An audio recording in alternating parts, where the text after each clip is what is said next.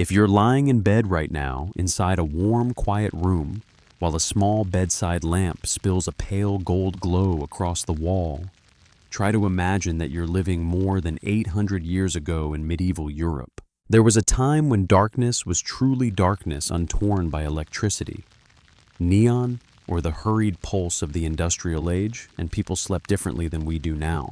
There was no clock to pin the night down to a number. No bright signage to stretch the day past its natural end. Night back then was a kind of sacred territory where living creatures withdrew from the visible world and returned to the slow breathing of earth and sky. Before the idea of 8 uninterrupted hours ever existed, medieval people followed a rhythm the modern world has nearly forgotten: segmented sleep in 2 parts. They spoke of a first sleep and a second sleep.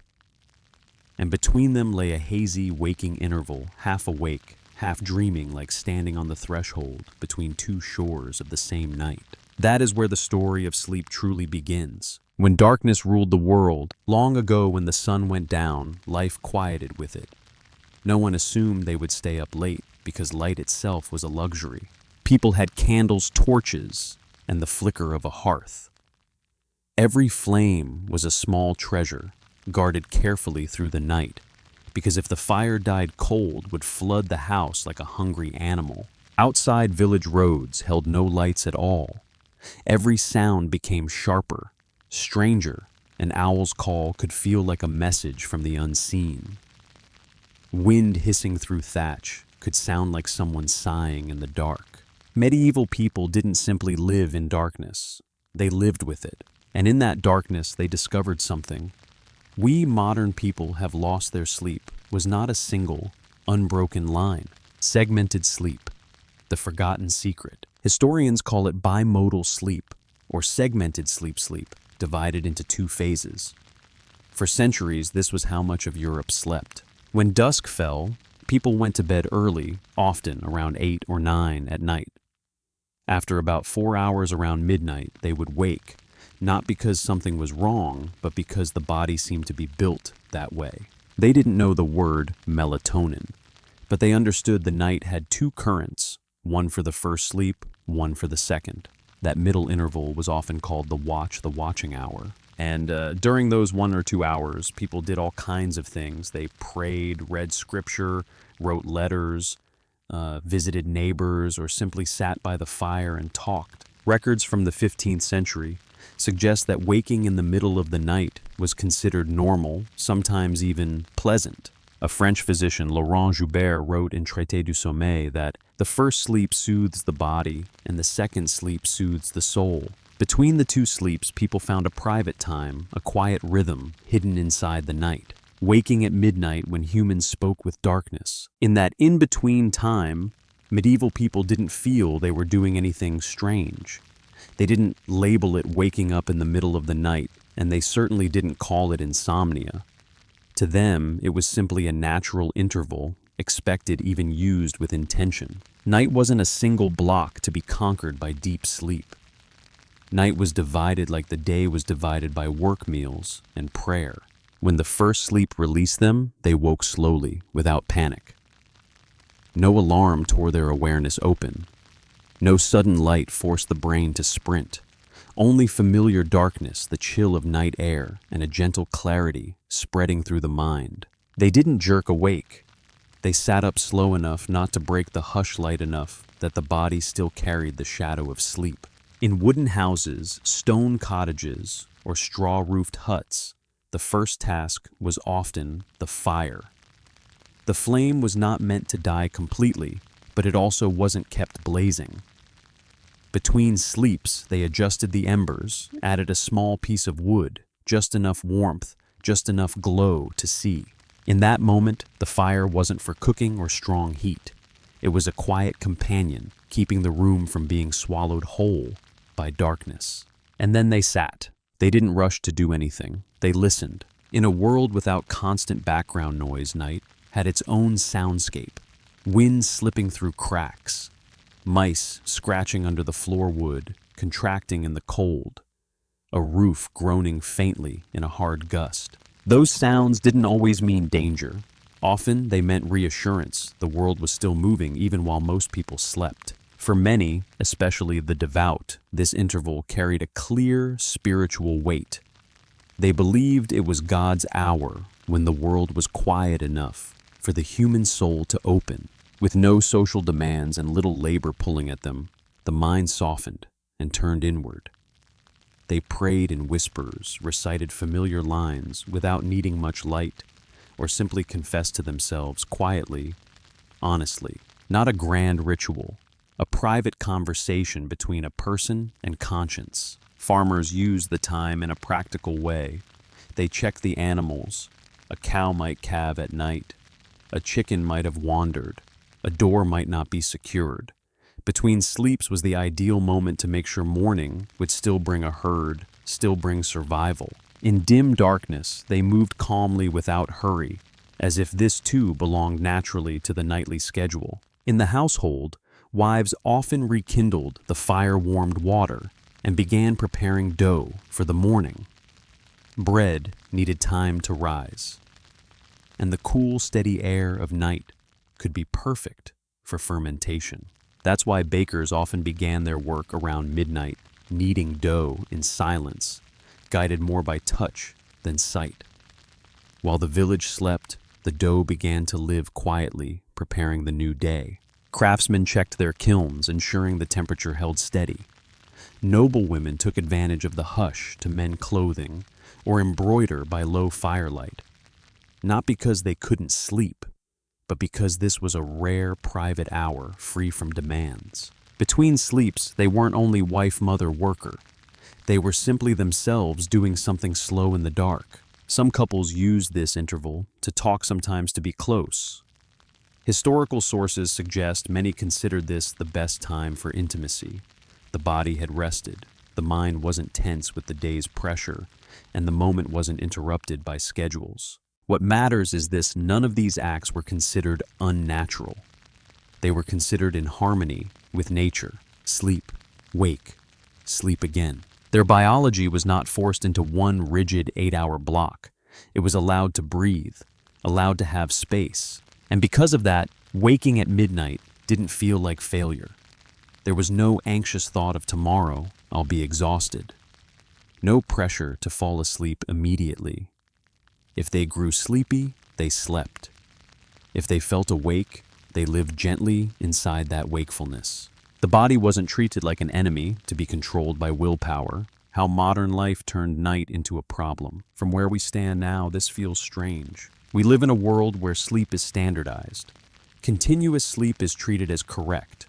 Waking at night gets labeled a disorder. And when we do wake, our first reflex is often light screens information. The brain gets dragged instantly into data streams, blue light, and a speed that doesn't belong to darkness. We don't allow ourselves to wake slowly. We don't allow ourselves to sit in the dark and listen. If a gap between sleeps appears, it's quickly filled with worry. Will I fall asleep again? Will I be tired tomorrow? What's wrong with me? But here is the quiet truth many modern studies suggest. Waking in the middle of the night is not biologically unusual. Before artificial light, humans often drifted naturally into a two-phase pattern: a deep first sleep, a calm waking interval, then a second sleep. Artificial light flattened the night. It stretched the day, pushed activity into a single continuous schedule, and forced sleep to adapt. And once sleep was no longer allowed to be flexible, any waking became a malfunction.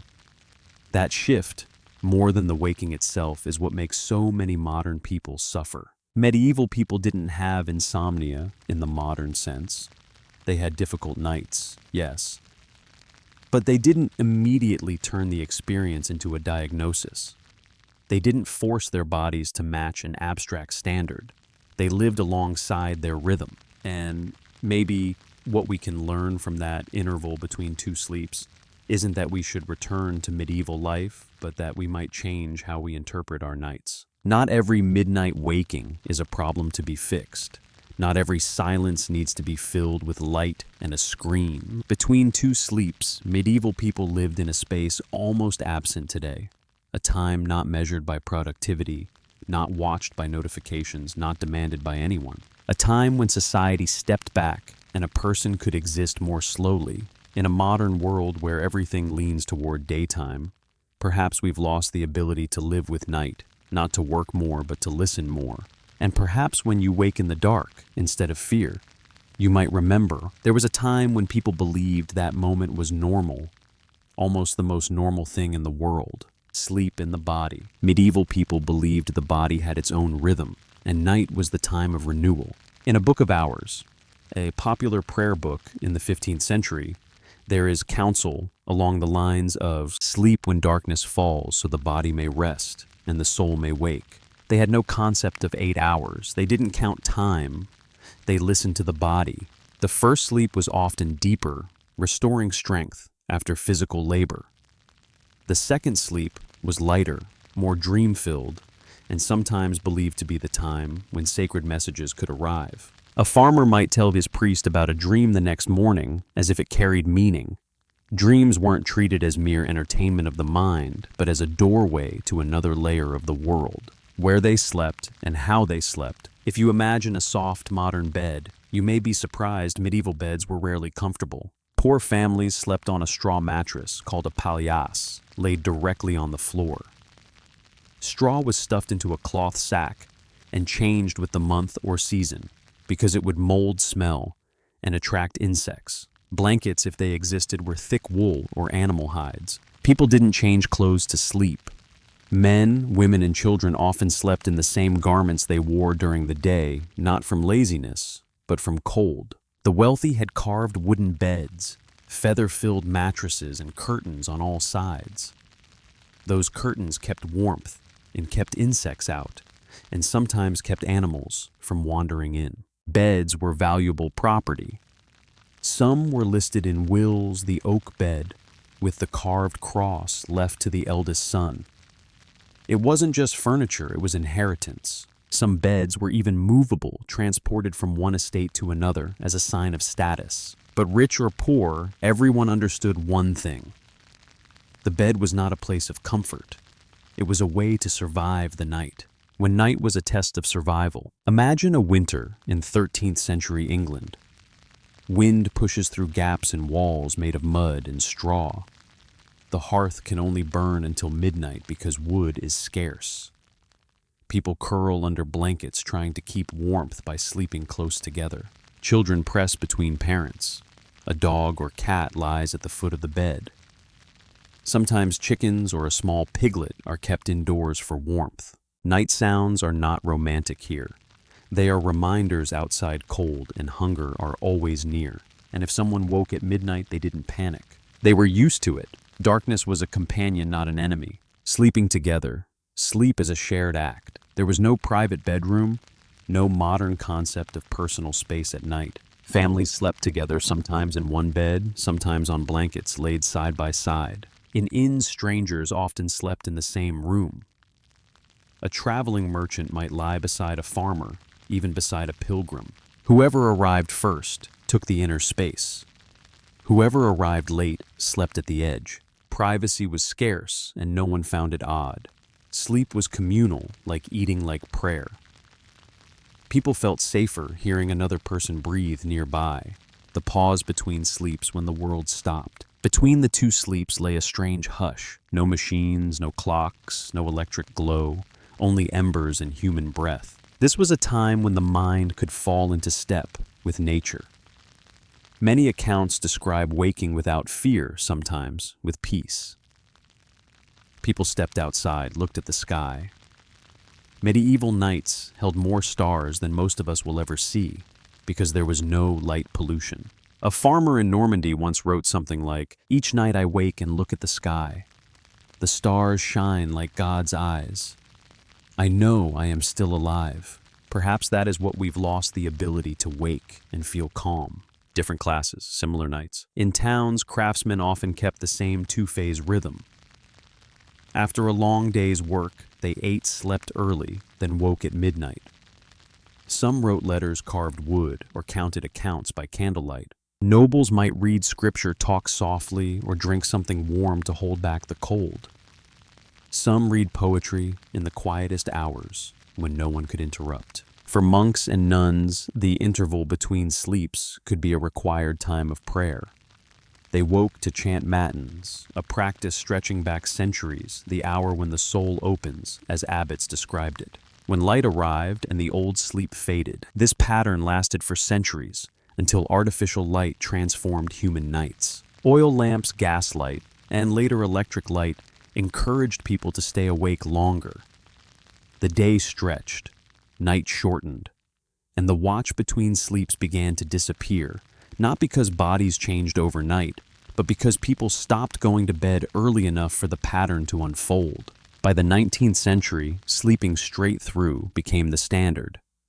Waking at midnight was reclassified as insomnia rather than nature. The body still held the old memory, but society had changed. And so segmented sleep, once normal for generations, was forgotten. Modern science and the return of the two-phase pattern. In the 1990s, a group of researchers tested something revealing. They had people live for weeks without artificial light, giving them long, dark nights. Over time, many participants naturally shifted into a two-phase sleep pattern, about 4 hours asleep, 1 to 2 hours awake, then sleep again, like medieval people. It suggested that segmented sleep isn't just cultural habit.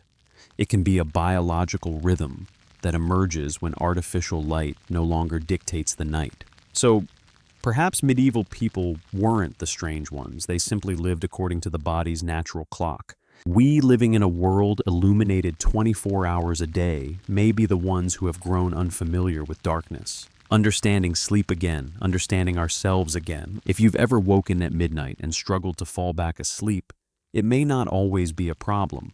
It might be your body remembering something ancient. In the past midnight, waking had a purpose. Check the fire, check the children, check the animals, check the soul.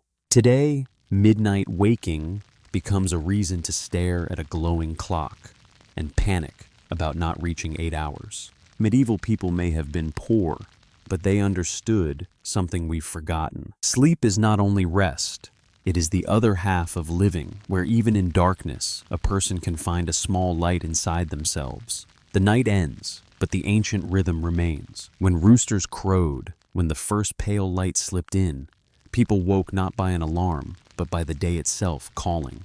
They stretched brushed straw from their clothes, tended the fire. A new day began quietly, simply. The night before, they had slept twice and woken once, and still had enough strength for a long day. No caffeine, no digital schedule. Only sunlight, the world's oldest clock. And when the sun went down again, the cycle returned. First sleep, the watch. Second sleep, an ancient music steady and unhurried. In the 1990s, researchers tested this again. They let people live for several weeks without artificial light, and most participants naturally fell into the two-phase pattern, exactly like medieval sleepers. The body adjusted on its own, as if an old instinct had never disappeared. So, maybe our ancestors weren't sleep-deprived at all. Maybe they understood sleep more deeply than we do. Traces of this two-phase sleep appear in many medieval writings. From stories like the Canterbury Tales, where characters wake at night and wander into adventure, to household guides that recommend gentle, reflective activities during this sacred interval. Some texts even suggest that what you think about or what you speak about between the two sleeps carries special weight because the mind is quietly awake, relaxed, and unusually clear. Even medieval physicians supported the practice. They believed waking at midnight helped digestion cleanse the spirit and allowed illness to be diagnosed through dreams. One doctor wrote that dreams from the first sleep could signal health issues, and that the interval between sleeps was an excellent time to reflect and interpret them. He also added softly that one should not practice swordsmanship too intensely at that hour. Apparently, a few overly enthusiastic nights needed the reminder. What's striking is that two-phase sleep was not only a habit of monks or nobles. Archaeological evidence across Europe suggests that ordinary homes often included small nighttime sitting spaces, corners where people could work lightly or rest between sleeps. People even use special low-light candles for this interval, sometimes called rush lights.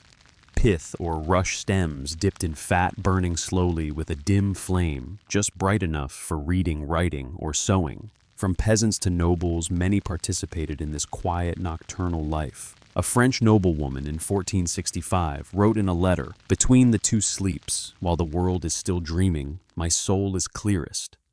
This is when I write my poems." A merchant recorded that he did his accounting in that interval because his mind was strangely alert and precise. Medieval people didn't count sheep at midnight, they counted real money. Even hospitals of this time noted something similar. Caregivers observed that patients could be most lucid and articulate between the two sleeps. It became an ideal time to check symptoms record changes or give medicine. In a way, night shift in hospitals began long before the modern era. Not only to fight drowsiness, but to use the unusual clarity many humans feel in that hour. And they had a special name for it, the watching hour. People believed that in this hour, prayers were more easily received. Creativity flowed more freely, and conversation could touch truth more quickly. It might sound like superstition, yet modern sleep research confirms that the interval between two sleep phases can be a gentle, low-stress state of wakefulness, well suited to quiet thought, light tasks, or connection with others. Perhaps medieval people stumbled into an early version of mindfulness, far from pressure, far from noise, simply present in the night. Many records suggest people remembered what they did during that interval, clearly as if it were the most distinct hour of the entire day. And if you're still awake after this journey, maybe your mind is quieted a little, like those medieval listeners, sitting by a small fire, hearing the soft crackle of embers and the breathing of the night. If this story made you smile, or made you think about how your ancestors once lived, tap, like so I know you're still here with me. And if you want to keep listening to these strange human journeys through darkness, subscribe and we'll light one more small candle together in the night.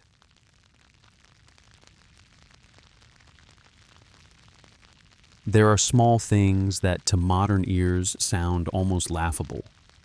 A sleeping cap, a shared bed, a stranger lying close beside you in an inn. But to medieval people, these things were not amusing at all. They were not strange habits. They were ways of surviving the long night. When the sun set, the world did not simply grow darker, it contracted. Light no longer spread outward. It withdrew, clinging to the space around a torch, a smoldering hearth, or a candle trembling in the draft. Beyond that fragile circle lay forests, mist wild animals, and nameless roads. Inside the circle, human beings drew closer, wrapped in coarse cloth, in body heat, and most importantly, in one another's presence. No one slept alone unless they had been cast out, or were already dead. In the medieval world, sleeping alone was not a sign of freedom or privacy. It was a sign of danger. A solitary sleeper was vulnerable to theft, to animal attack, to death unnoticed. To die in the night without witnesses, without final prayers, was a genuine fear. Imagine this: you are a pilgrim, walking the long road to Canterbury. You have spent the entire day trudging through mud and forest, past scattered villages. Your shoes are heavy with water. Your clothes cling damp with sweat. Your body is so exhausted that every step feels like a negotiation with your own will. When darkness fully falls, you see a faint light ahead, a roadside inn. There is no bright sign, only firelight slipping through the cracks of a wooden door. You knock. The innkeeper, a broad man smelling of smoke and ale, opens the door, looks you up and down, and nods. "Is there a place to sleep?" you ask. He smiles gently and points to the corner. The bed is there. There is no private room, no key, no choice. You approach the bed. Two men are already lying there. A soldier, his armor placed on the ground. A merchant, his money pouch hidden beneath his head. Both are asleep, breathing heavily, the smell of sweat mixed with damp wool. You do not feel afraid. You do not feel surprised. You simply nod, remove your shoes, pull your sleeping cap down, and climb in beside them. No one speaks. No introductions are made, because the bed does not belong to individuals. The bed belongs to the night, shared sleep. Co-sleeping was so common that no one questioned it. Families slept together, sometimes 4 or 5 to a bed. Children slept beside their parents, not out of sentimentality, but because warmth was a matter of survival. Travelers shared beds with strangers. The elderly, the sick, the poor, all occupied the same spaces. There was no notion of personal space as we understand it today, not because medieval people lacked sensitivity, but because privacy was a luxury that did not yet exist. In monasteries, places seemingly removed from worldly life, sleep was even harsher. Monks did not sleep in individual beds, but in shared dormitories, lying side by side like rows of gravestones.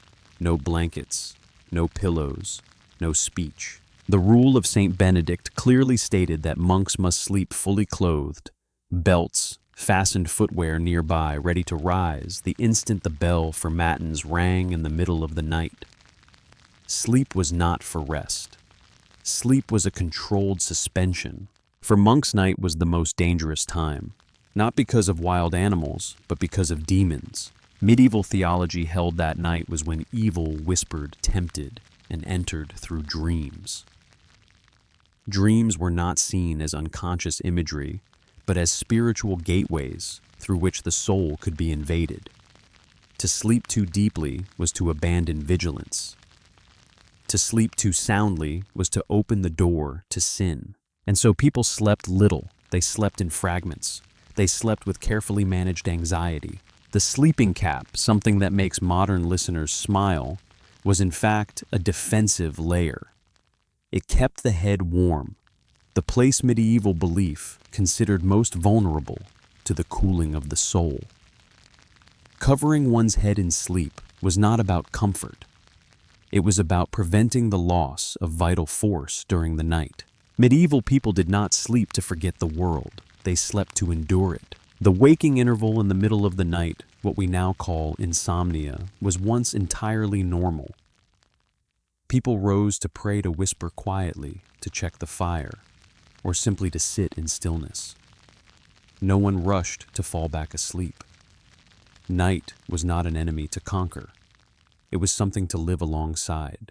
Only when artificial light grew stronger did sleep become compressed into a single, uninterrupted block.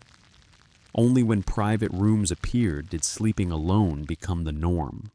And only then did shared sleep begin to seem strange. But to medieval people, sleeping together was logical. It was safe.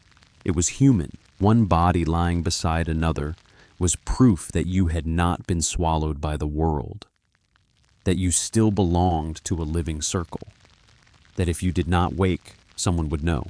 Perhaps what makes modern people laugh is not that these customs were foolish, but that they remind us of a time when sleep was not a private act, but a communal one, a silent agreement among fragile human beings helping one another endure the dark. In folk tradition, shared sleep was also seen as an act of humanity. Children slept beside their parents to stay warm. Servants slept near their masters to tend the fire. And sometimes the poor slept beside animals, not only out of affection, but for body heat. Dogs, cats, even small pigs were considered living blankets. They lay at the foot of the bed or beside a person, breathing steadily. Some even believed that an animal's warmth could drive away spirits, for demons feared the scent of beasts. The medieval world was a world of touching bodies. There was no personal distance. At night, bodies were pressed together not by affection, but by necessity. The boundaries we now take for granted, private rooms, separate. Beds controlled temperature, did not exist for most people. The body was never truly alone. It was always in proximity to family, to servants, to animals, to strangers passing through. The smells of sweat breath, unwashed wool-damp wood, and smoke did not separate themselves neatly. They mingled. Snoring rose and fell like uneven waves. Someone turned in their sleep. Another answered with a shift of weight. Wind slipped through cracks in walls and shutters, carrying cold air and distant sounds. All of it blended into what might be called the night's music, not harmony, but presence. Today, we would call this inconvenient, crowded, uncomfortable. But for them, it was security. To sleep alone was to be exposed, to be unseen, to be vulnerable in ways that had nothing to do with intimacy and everything to do with survival. Darkness was not neutral. It concealed danger fire, illness, theft, cold. Sleeping with others meant sleeping within a community. Feeling another person's warmth meant knowing, at least for this night, that you had not been abandoned in a world that could turn hostile without warning. Warmth itself was not guaranteed. Heat did not arrive evenly.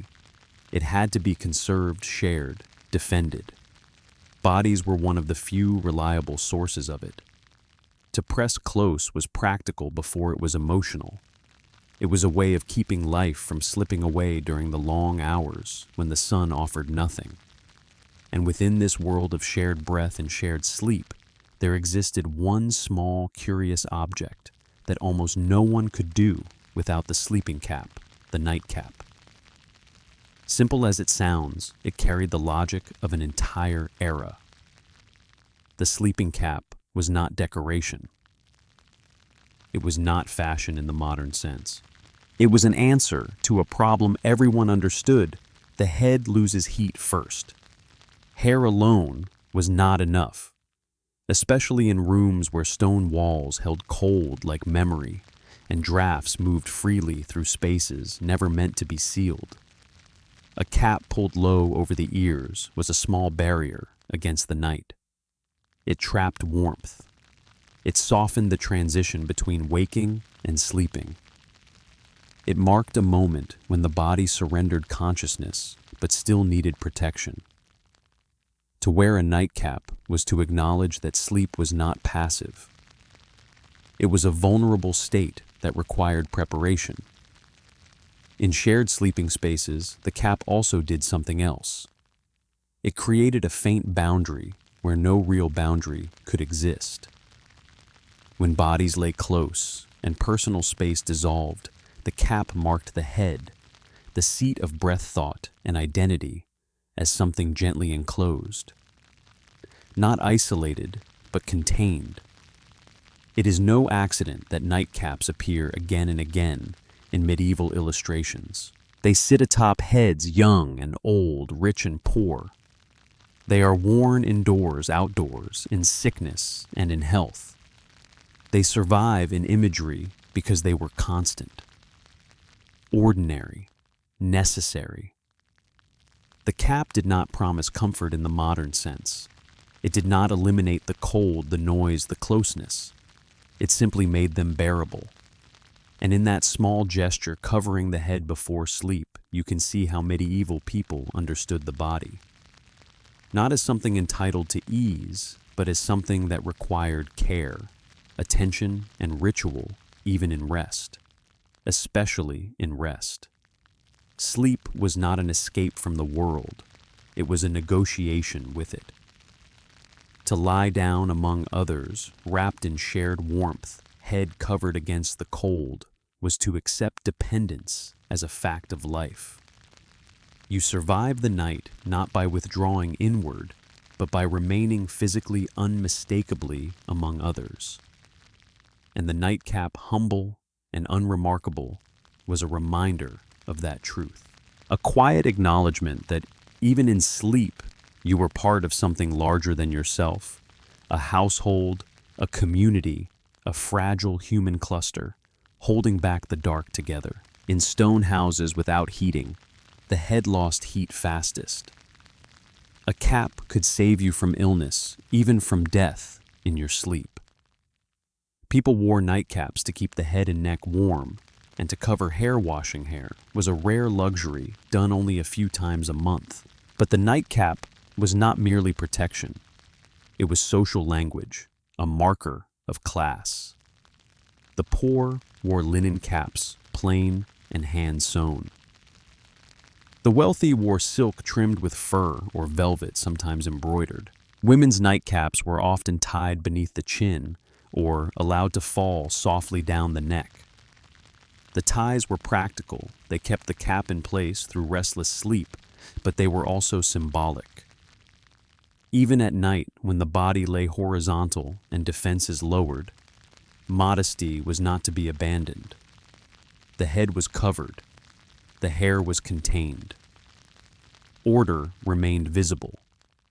In old engravings and household illustrations, mothers are frequently shown wearing their caps as they sleep beside their children. These images are not accidental. They communicate more than warmth or habit. The covered head becomes a sign of continuity. The mother does not step out of her role when night arrives. Care does not pause. Virtue does not sleep. Even unconsciousness is framed within duty. The child uncovered or lightly wrapped borrows security from proximity. The mother fully clothed and capped embodies stability. She is the axis around which the fragile night turns. If today we have elegant pajamas designed for comfort, style, and individual taste, medieval people had the night rail, a long, pale sleeping garment, loose and unshaped, falling from shoulders to ankles. Sometimes it was linen, sometimes coarse wool or homespun cloth. Rarely was it tailored. Never was it meant to flatter. The night rail was not fashion. It was humility made visible. It erased the outline of the body. It softened difference. It hid skin, not because skin was shameful, but because exposure was considered improper in a state where the self was no longer fully present. Sleep was a form of vulnerability, and vulnerability demanded restraint. No bare limbs, no exposed shoulders, no indulgence in softness. To sleep was to lie still under a moral gaze. For it was believed quietly, unquestioningly, that even when eyes closed, God was still watching. Not in accusation, but in awareness. The body at rest was still a body created with intention. Clothing preserved that intention when consciousness could not. In this way, nightwear functioned as a moral shell. It held the sleeper in a recognizable form when the mind wandered elsewhere. Folk tales capture this belief with blunt imagery. Stories speak of a woman who forgot her nightcap and whose soul was blown away by the night wind. On the surface, this sounds like superstition. A warning shaped by fear, a metaphor exaggerated into myth. But beneath the image lies practical knowledge. Cold air around the head can lead to sickness. Heat loss disrupts sleep. Sleeplessness weakens the body. Weak bodies fall ill. In an age without germ theory, without precise language for pneumonia or hypothermia, the explanation became symbolic. The night wind did not steal breath, it stole the soul. Religion, medicine, and superstition did not exist as separate systems. They merged into one interpretive framework. Illness was not random, it had meaning. Exposure was not merely physical, it was moral. Protection was not only about warmth, it was about alignment with order. To forget one's nightcap was to forget one's place in the careful choreography of survival. And so people explain the world through symbols because symbols were durable. They could be remembered, they could be passed on, they could teach children and comfort adults in the same gesture. The nightcap, the night rail, the covered body, these were not burdens, they were reassurance. They told the sleeper, "You are still held, still named, still seen." Even in the dark, even in unconsciousness, even when the world was quiet enough for fear to creep in. Sleep in the medieval imagination was never simply rest. It was a temporary surrender of agency, and like all surrender, it required safeguards, cloth, ritual, story. And in those small, humble objects of the night, we can still see how people once faced the darkness, not by pretending it was harmless, but by meeting it clothed, covered, and together. Among the nobility, sleep itself was part of ritualized power. They slept in private chambers, four-poster beds with heavy curtains and feather mattresses. When the lord retired, servants drew the curtains, folded blankets, and lit candles. Light symbolized grace. Servants often slept on the floor at the foot of the bed. In 15th century England, there was a word, bedfellow. It did not carry sexual meaning, but simply meant a person who shared a bed. A nobleman might sleep beside a male guest without scandal, a sign of trust and friendship. Interestingly, the concept of sleeping alone barely existed until the 17th century, when domestic architecture changed. Before that, space was communal. Families lived, ate, slept, and prayed in a single room. There were no children's bedrooms, no private master bedrooms. Night was shared. Privacy was rare. Sometimes this closeness bred small tragedies. Crowded inns and long journeys placed drunkards beside pilgrims, creating opportunities for theft and disease. Records tell of travelers waking to find the person beside them dead from cold or smallpox. Yet people continued to sleep together, for fear of loneliness outweighed fear of illness. Loneliness in medieval culture was associated with demons. A person sleeping alone might be pressed by spirits possessed or haunted. Shared sleep warmed not only the body, but the soul. In cities like London and Paris, public inns became spaces where all classes mixed. A single bed might hold 3, 4, even 5 people. They slept pressed together, wrapped in blankets, breathing beside strangers. And strangely, no one complained, because at night, when light was scarce, all ranks were equal. Cold did not distinguish between noble and peasant. And in sleep they returned to being creatures without titles, without status, only breath. The word nightcap gained another meaning from this custom. After lying down, people drank a small amount of strong liquor, brandy mead or ale, to help them sleep. A nightcap drink, a simple ritual that endured for centuries and remains in modern English. During long nights, people did more than sleep. They dreamed. They told stories. They sang. Lullabies were born in these spaces, dark rooms, cold wind, and crying children. A mother sang to soothe her child, but also to soothe herself, to forget hunger, cold, and tomorrow's worries. Soft songs carried across generations, becoming the shared memory of a continent.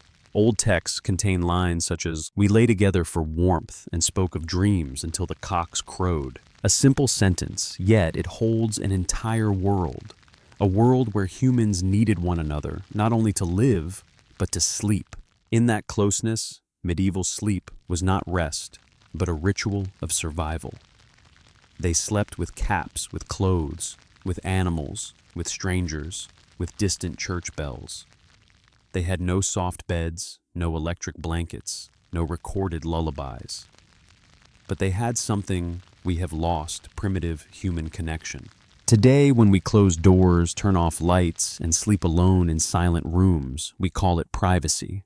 To medieval people, it would have felt like punishment. They lived in a world where another's warmth meant life, where a nightcap marked the boundary between cold and death, and where sleep, cramped and humble, remained a symbol of faith, that when the sun set, humans needed one another to cross the dark. Perhaps on some rainy night, if you feel alone, remember that your ancestors lived differently. they did not fear darkness. They did not fear another's breath beside them. They believed that when souls closed their eyes together, they entered an invisible sanctuary where life and sleep met, where faith rested in another's breathing. If you listen long enough, you might hear them still. The soft turning of bodies from the past whispers in the cold night, the rustle of cloth against a sleeping cap. Simple sounds, yet proof of something enduring. That in the dark, humanity has always found warmth not from fire, but from one another. Before you fall asleep, leave me a comment. What do you think humanity lost when electric light erased the night? I would love to read your thoughts when morning comes. And don't forget to follow for the next stories where history whispers and sleep returns, shaped by knowledge and stillness.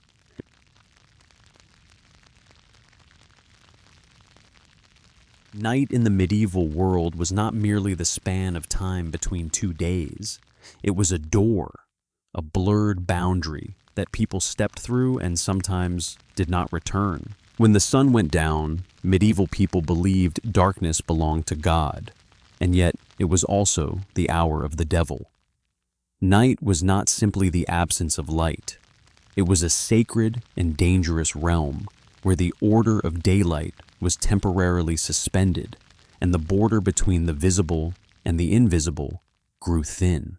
Each soul entered this night as though entering another country, a place where faith and fear did not stand opposed, but clung tightly together like two faces of the same cross. By day, God dwelled in churches, in ritual, in law. By night, God was still there, but the devil was there too. And so before sleep, everyone prayed. Not out of habit, but out of fear that when they closed their eyes, God might call them home. In the medieval imagination, sleep was not rest. It was a temporary death, a brief retreat from the world of the living in which the soul slipped away from the body and entered a realm no human could control. It is no accident that many texts of the time described sleep as emula mortis, an imitation of death. In the Book of Hours, the most widespread personal prayer book of the Middle Ages, the night prayers often began with the line, In pace in idipsum dormiam et requiescam. In peace, I will lie down and sleep. But that peace was never guaranteed. For behind cold stone walls, people believed darkness was alive, not as an abstract idea, but as something with intention. There were restless souls unable to find release wandering through rooms. There were demons lurking near the bed, waiting for consciousness to weaken. There was death silent, unannounced, sitting in the corner, waiting for breath to thin. For centuries, the church taught that night was a time of testing. Day belonged to order. Night belonged to choice. Angels and demons both went on patrol. One side whispered lullabies of faith. The other planted crooked thoughts, temptation, despair, misdirection. Medieval people believed that if you died in your sleep without confessing in time, your soul would be lost between two worlds, not pure enough for heaven, not sinful enough for hell. A suspended state more frightening than punishment itself. And so each evening, before lying down, they begged for forgiveness. They confessed. They recited prayers, sometimes long passages repeated again and again until the eyelids grew heavy. Not to fall asleep more easily, but so that if morning never came, the soul would still know the way back. For children, that fear was softened by lullabies and gentler images. A mother would place her hand on her child's forehead and whisper, Angel of God, my guardian dear, watch me through this night. The child believed an angel stood guard, but the mother knew and feared that demons did not sleep either. People believed the devil could slip into dreams, wearing the face of loved ones, appearing as sweet promises, and drag the soul away while the body lay still. Dreams, therefore, were never innocent. That fear was not mere superstition. It grew from brutal reality. Plague could erase an entire family in a handful of nights. War could turn villages to ash. Famine could make people die in their sleep from exhaustion. Death was not an abstract concept. It slept beside the living, And so medieval people regarded dreams as the language of God, not every dream, but the ones that left a person shaken. Such dreams were recorded, examined, interpreted. Monks compiled dream books, the most famous being the Somniale Danielis, based on the Book of Daniel, where each image in a dream carried sacred meaning. To dream of fire might be God warning of sin. To dream of water was a sign of cleansing. To dream of serpents, the devil was near. Dreams which were, in truth, the mind's own creations became religious evidence. And like any evidence, they could be used for judgment. A wrong dream could be taken as proof of a misdirected soul. In monasteries, dreams were not merely private experiences. They were a matter of discipline. Monks were required to report to the abbot if they dreamed anything unusual women the body desire. All of it was considered temptation of the flesh. Some were punished with days of fasting. Some were forced to pray through the night without sleep in order to wash the dream away. Dreams ceased to be refuge. They became a monitored space. Even with eyes closed, they were still seen. Even in dreams, God was present. For that reason, medieval people never fully surrendered in sleep. They slept with vigilance. They slept with prayer. They slept in a state suspended between belief and dread. Night for them was not the end of a day. It was another test. And perhaps the hardest thing for us to understand today is not their fear, but the fact that they accepted living with it. They did not try to erase the darkness. They tried to pass through it with faith, with ritual, with whispered prayers before sleep. When the sun went down, medieval people did not say goodnight. They said farewell to the day, to the world, and perhaps to life itself. And in that moment, as the candle burned low, as breathing slowed, as darkness filled the cold stone room, sleep was no longer physiology. It became theology. Outside the monastery walls, folk belief offered another understanding, less systematic, less doctrinal, yet sometimes sharper, more grounded in lived experience. They did not call night the devil's hour in the church's official language. They called it the time when worlds met, not because they loved darkness, but because they had lived long enough to learn that when light disappears, everything daylight conceals begins to show. In folk imagination, night was like a thin curtain. By day, the curtain was thick. People worked the fields, went to market, argued, married, buried their dead, all within order. But when the sun went down, the curtain thinned. And the other side, whether the souls of the dead strange beings or simply human, fear itself, began to seep through. They believed the spirits of the dead wandered across the fields. Not the dead who had been properly buried with prayers and farewell rites, but those who died suddenly died in plague, died on the road, died unnamed, or died without a final word. Those souls, folk people said, were not at rest. They could not find the way, and so night became their road. In the flatlands, people said that if you crossed a field late at night, you might hear footsteps that left no prints. Not someone truly walking behind you, but grass pressed down, then springing back. A very faint rhythm, as though something unseen were crossing the path you had just taken. In forests, they believed darkness held what daylight could not contain. A forest had no walls, no clear boundaries. All directions looked the same, and if you lost your way once night, could turn being lost on the road into being lost in life. And so in stories passed from mouth to mouth across Europe, night became a map of omens. The cry of an owl signaled that someone would soon die. Not because the owl called death, but because its sound rose. At the moment, everything else was silent. It was sudden. It was cold. It felt like a question no one could answer. People heard an owl cry 3 times and told themselves something is coming. And in an age when death arrived as quickly as a change in wind, something is coming was almost always true. As for the flickering lights in woods and marshes, what modern people call a natural phenomenon, folk belief called them will-o'-the-wisps, the lanterns of wandering spirits. a light held by no hand, an invitation with no voice. A sign meant for the weary, the greedy, or the guilty. It did not shine brightly. It was not clear. It simply blinked, as if it knew you were watching. You took one step. It retreated one step. You turned left. It turned left. And when you finally understood, your feet had sunk into mud, water had risen to your ankles, and the path behind you was gone. Folk people said, the will-o'-the-wisp does not kill you. It does something crueler. It lets you wander until you collapse. These tales may smell of illusion, but set them in their world, a Europe without streetlights, without reliable maps, without rescue, and you will understand sometimes spirit lights were simply a poetic name for dying of being lost. And then there were stories like thin knife cuts light, but slicing deep into a community's memory. A man loses his way at night and meets a girl in white who beckons him.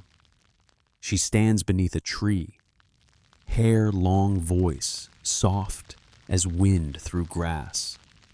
She does not ask his name. She only says, "Come with me. This road is safe." The man is tired. He has gone too far. His feet ache. His mind is empty. He follows. At dawn, they find him in a graveyard or along the edge of a field, face down, his hand still gripping grass. The girl in white is gone. All that remains is daylight silence, a silence colder than night because it exposes. Such a story is told and retold across villages and generations, each place adding a detail. But the core never changes.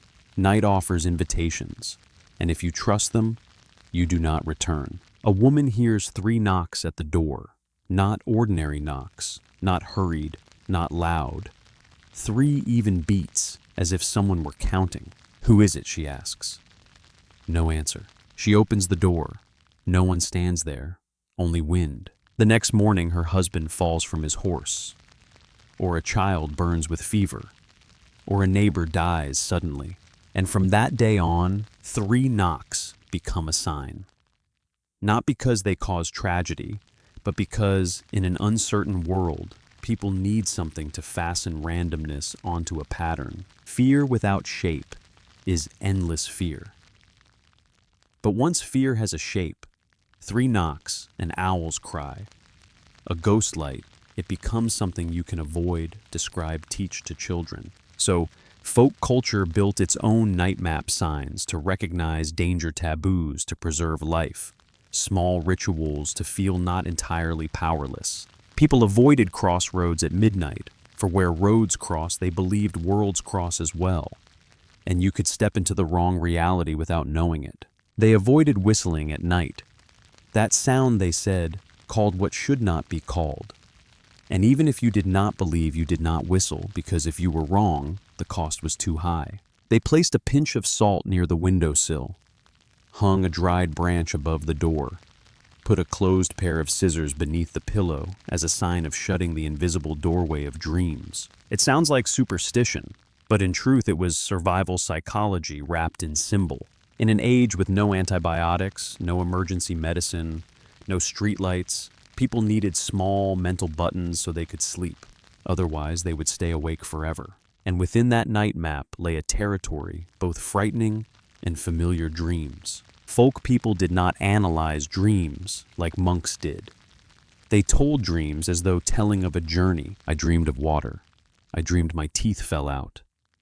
I dreamed someone called my name. These dreams were shared early in the morning in the kitchen, when the fire had just been lit, not for scholarship, but to ask, is it an omen? In every village there was someone who knew.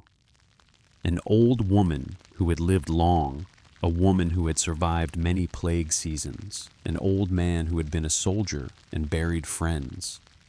They listened and nodded. Be careful.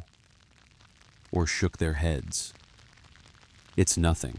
And in that way, dreams became part of communal life, another way to speak of fears people could not say directly. Yet there were also nights when folk people were not afraid of worlds meeting, nights when they believed the sky was nearer, Because amid all those phantoms, there was still the light of faith. Medieval people believed that praying in the middle of the night brought them closest to God, because the world was silent then, and only the heart and breath remained.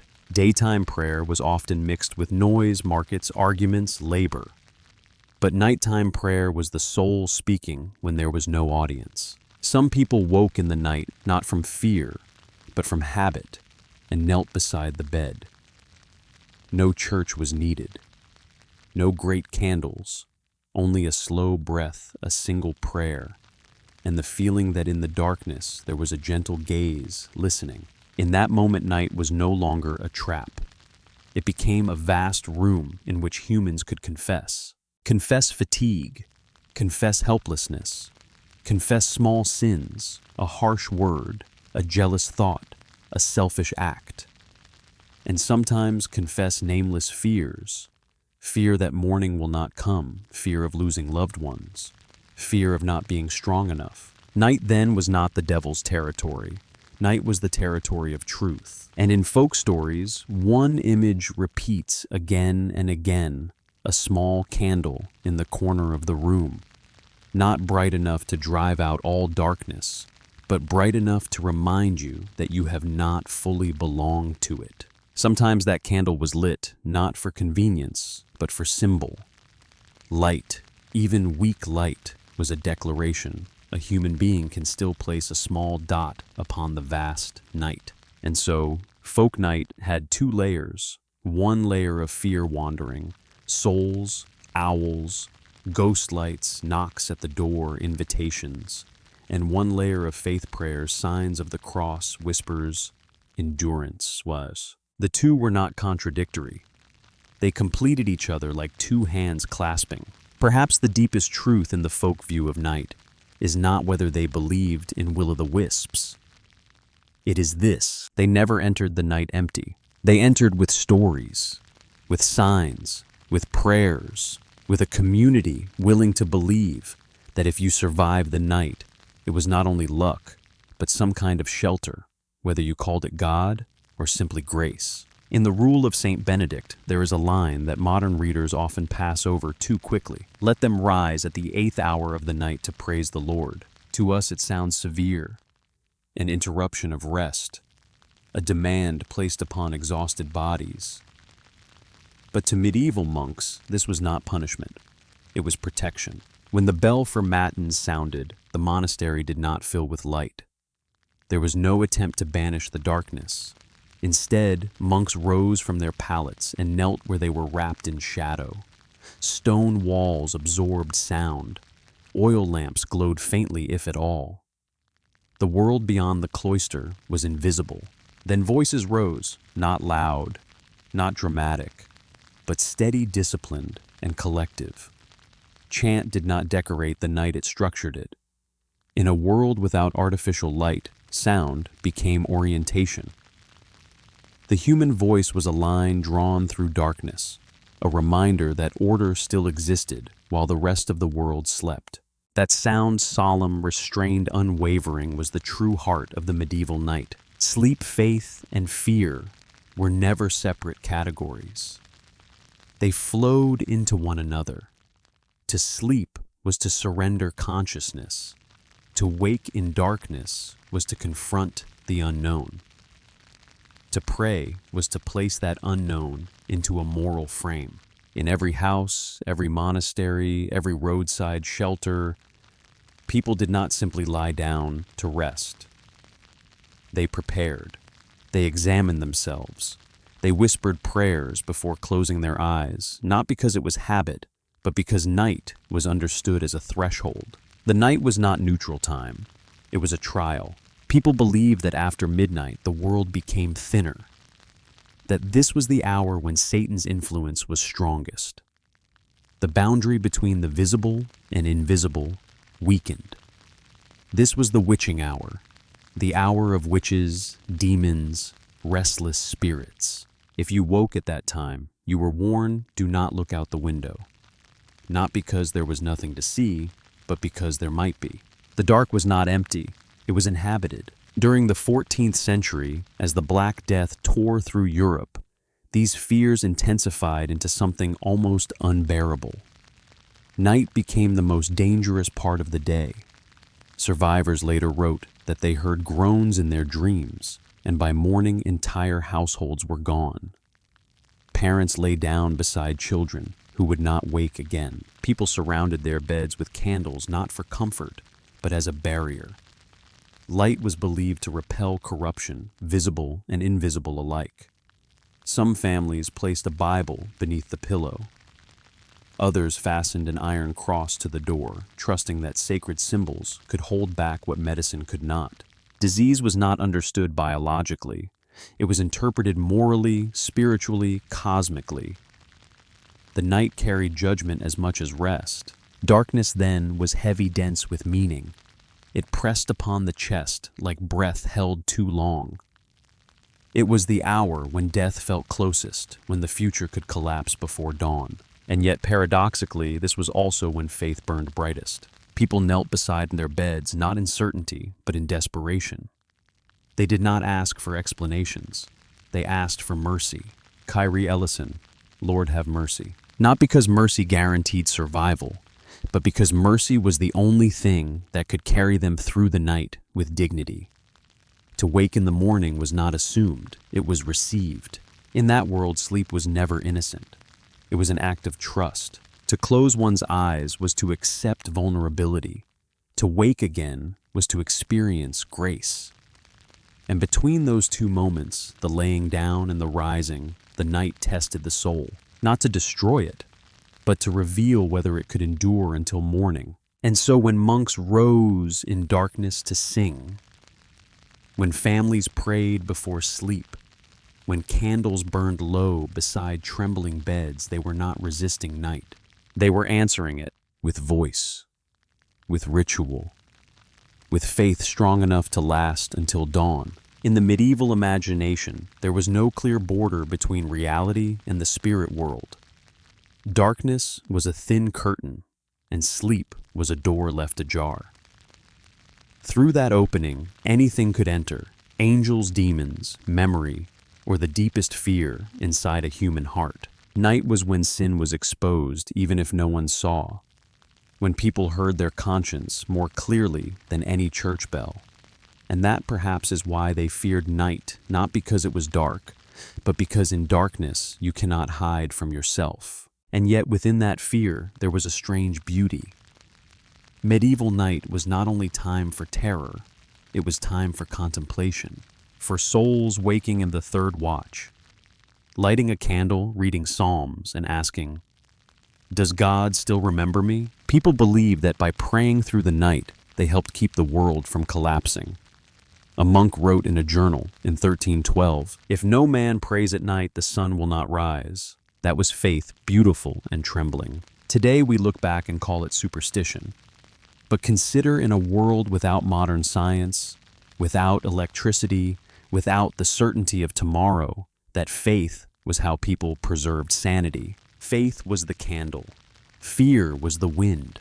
Both were needed to make the flickering light of history. When night passed and the bell for lauds rang to announce dawn, medieval people opened their eyes with the feeling of being brought back to life. Each morning was a rebirth. Each night was a crossing. They did not need philosophy to understand how fragile life was. They only had to look at a candle burned down to nothing and know that one more day had been granted, that their soul still remained. If you listen long enough, you will begin to hear the miracle for centuries. When humanity still feared the dark, it was that very fear that pushed them to create civilization. From prayers in the night came sacred chant. From nightmares came carvings of heaven and hell. From the longing to be protected came churches with vaults rising toward the sky. Night gave birth to faith, and faith in its own way kept humanity from dissolving into darkness. When we look back, we understand medieval people were not foolish.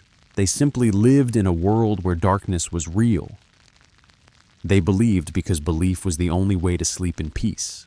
And perhaps deep down, we today, surrounded by electric light and noise, are still searching for the same thing: A reason to believe a prayer strong enough to lull ourselves. Medieval night, then, is not only the darkness of the past, it is a mirror held up to the present. We still wake in the middle of the night restless with worry, guilt, fear of the future.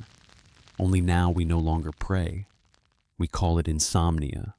They called it the hour of the soul. In the darkness of that century, people found God, found fear, and sometimes found themselves. Because between the church bell and the human heartbeat, one thing remains unchanged. When night comes, everyone needs a reason to believe they will wake again.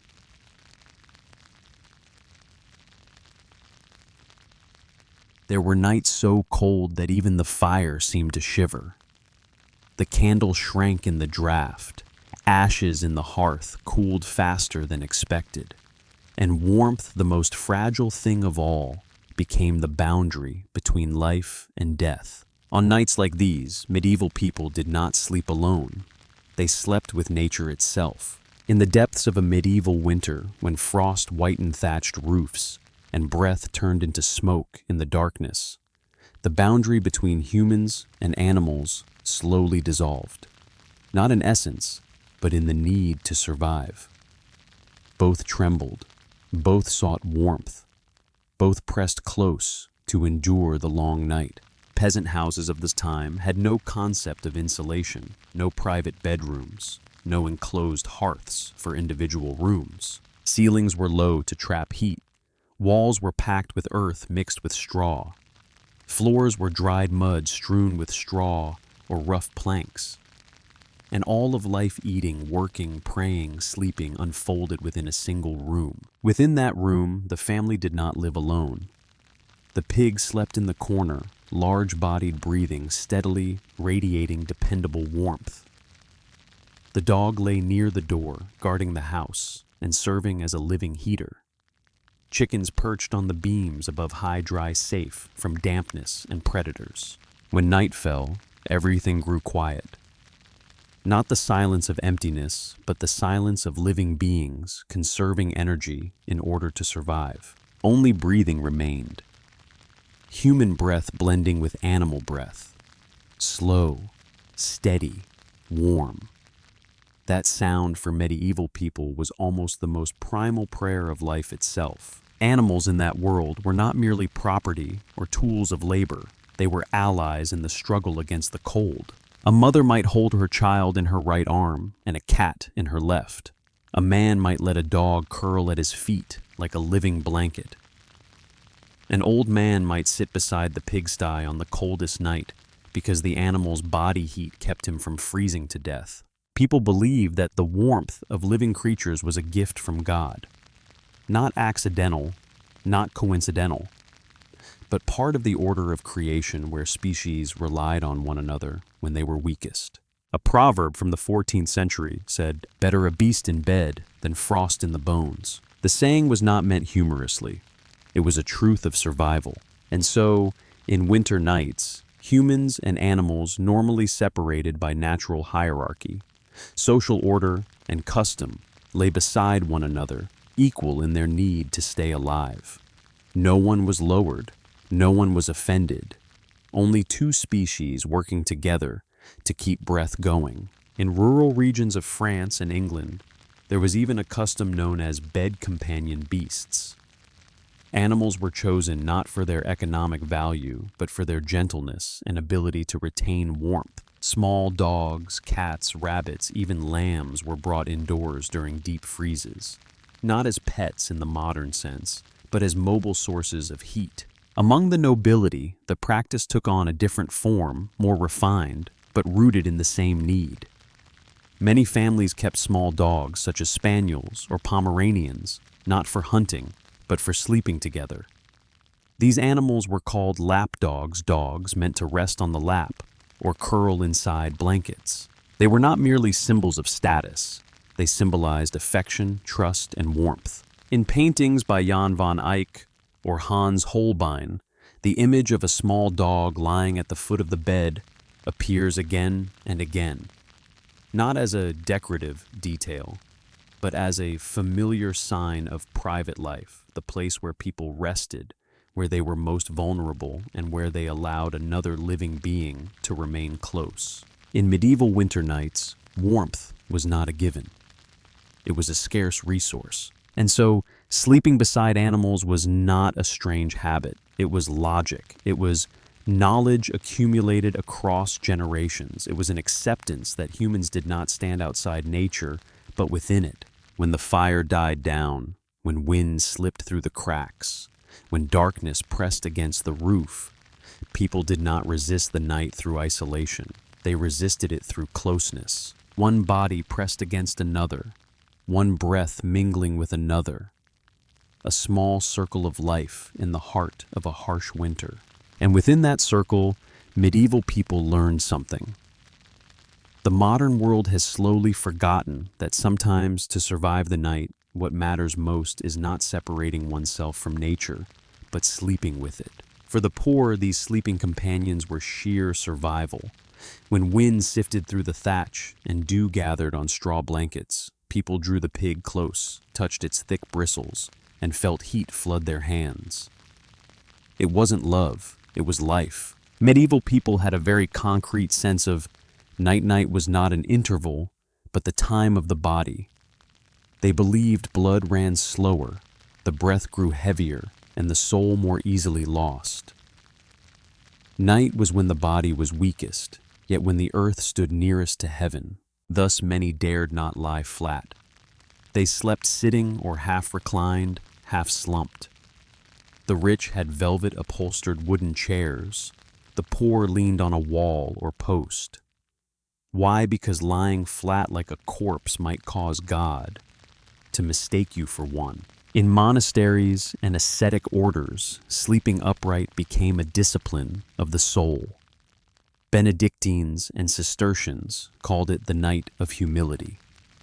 To sleep sitting meant being always ready to pray, no indulgence, no surrender to the flesh. At Saint Denis, one monk recorded in the Chronicle, "We slept upon our knees that our souls might never lie down before the Lord." Sleep for them was a sacred duty, a self-examination.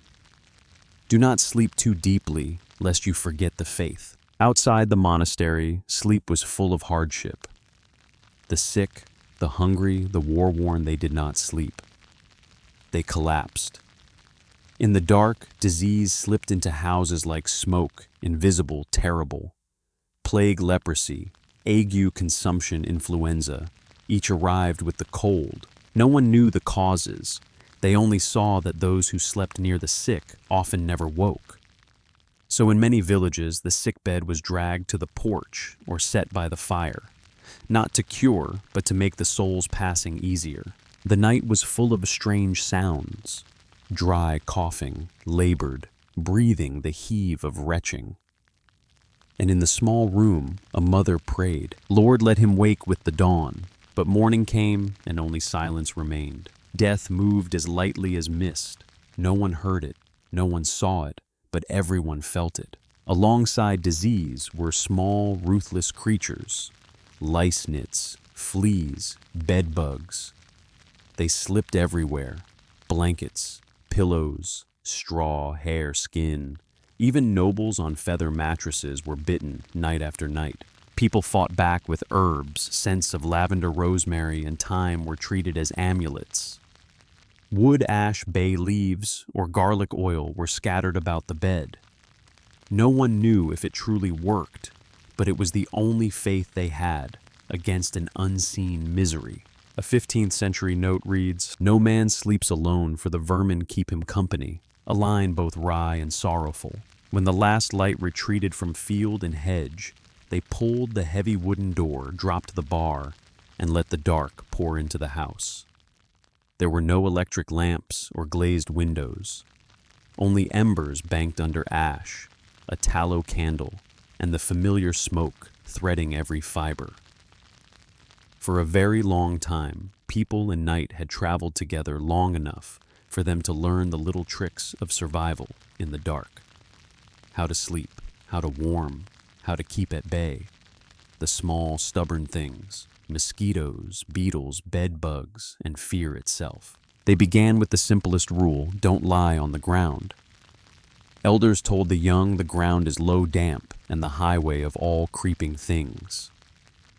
Anything that crawls, burrows, settles, or lands, from beetles to ants, from spiders to mosquitoes, favored the ground layer where air is still cold and wet.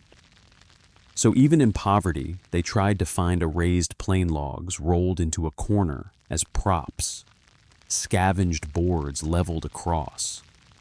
If wood was scarce, stones stacked and mud packed to make a low platform. No finery, just a handspan, a hand and a half above the floor. That thin border kept them clear of the damp zone where insects swarmed. On the platform, they spread dry straw or hay-thick bundles tied with hemp, changed regularly to avoid mold. Straw was their mattress, not soft like down, but springy warm-keeping, and crucially, a maze of fibers that slowed tiny pests. In harvest time, the straw still smelled of sun. In winter, old straw was smoked to lift the must. Over it, they laid coarse cloth, old sack, or patched linen. For a pillow, a rolled garment. Rarely a true cushion, but a bed was never for one. Shared sleep was habit and strategy. Adults lay on the edges as windbreaks, children in the middle where it was warmest. A servant stretched along the footboard to mind the fire. A wayfarer took the outer edge, both courteous and ready to rise if needed. In crowded homes, they built one large platform instead of splitting scant timber into many frames, a single surface for the whole family, saving wood and pooling warmth into an island of heat. When the wool blanket came up, breaths blended, and the chill of earthen walls stayed outside the rim. In windy districts, they invented box beds, wooden alcoves closed on one or two sides, like an opened chest. Elsewhere, they hung coarse curtains to baffle drafts and dust. The cloth could not exclude all insects, but it slowed them, and more importantly, spared sleepers' noses the raw smell of damp plaster. In houses with lofts, older children sometimes climbed to the half-story. Half a body higher meant a different stratum of air, less damp, fewer insects, warmer from rising hearth heat. Animals were part of the equation. Dogs at the foot, cats curled in straw. Sometimes piglets or lambs were brought indoors on biting nights. Not just friends breathing stoves. In the quiet, you could hear a dog's wet nose snuffle a cat's purr and feel yourself settle. Children quick to chill hugged the dog or rested heels on a lamb's hot back. The elderly set a cat over the belly like a living warm stone. Yes, beasts brought fleas too. In return, they warned of odd noises. In a place where everything was borrowed, a few bites was a price paid for a night's peace. And mosquitoes, those winged vexations, they had smoke. Not the tidy wisps of scouts, but thick stinging smoke clinging to hair and cloth, yet driving back the blood-hungry wings. In the afternoon, as stew simmered, they fed the hearth with damp wood, wet leaves, dried moss, so the fire smoldered and exhaled cushions of white smoke. At night, if mosquitoes thickened, they moved the embers chocked in moist fuel to heave up smoke. Vents were set windward so the plume crept across the bed like a thin quilt. A smoky house made newcomers cough, but the household was used to it. Smoke saved the sleep. They also knew which scents offended insects.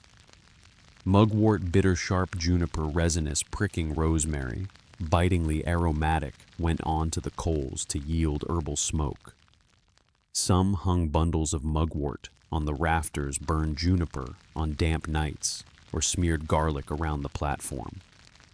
Not perfect, but fewer mosquitoes, fewer crawlers, and the human nose drifted from the mold smell.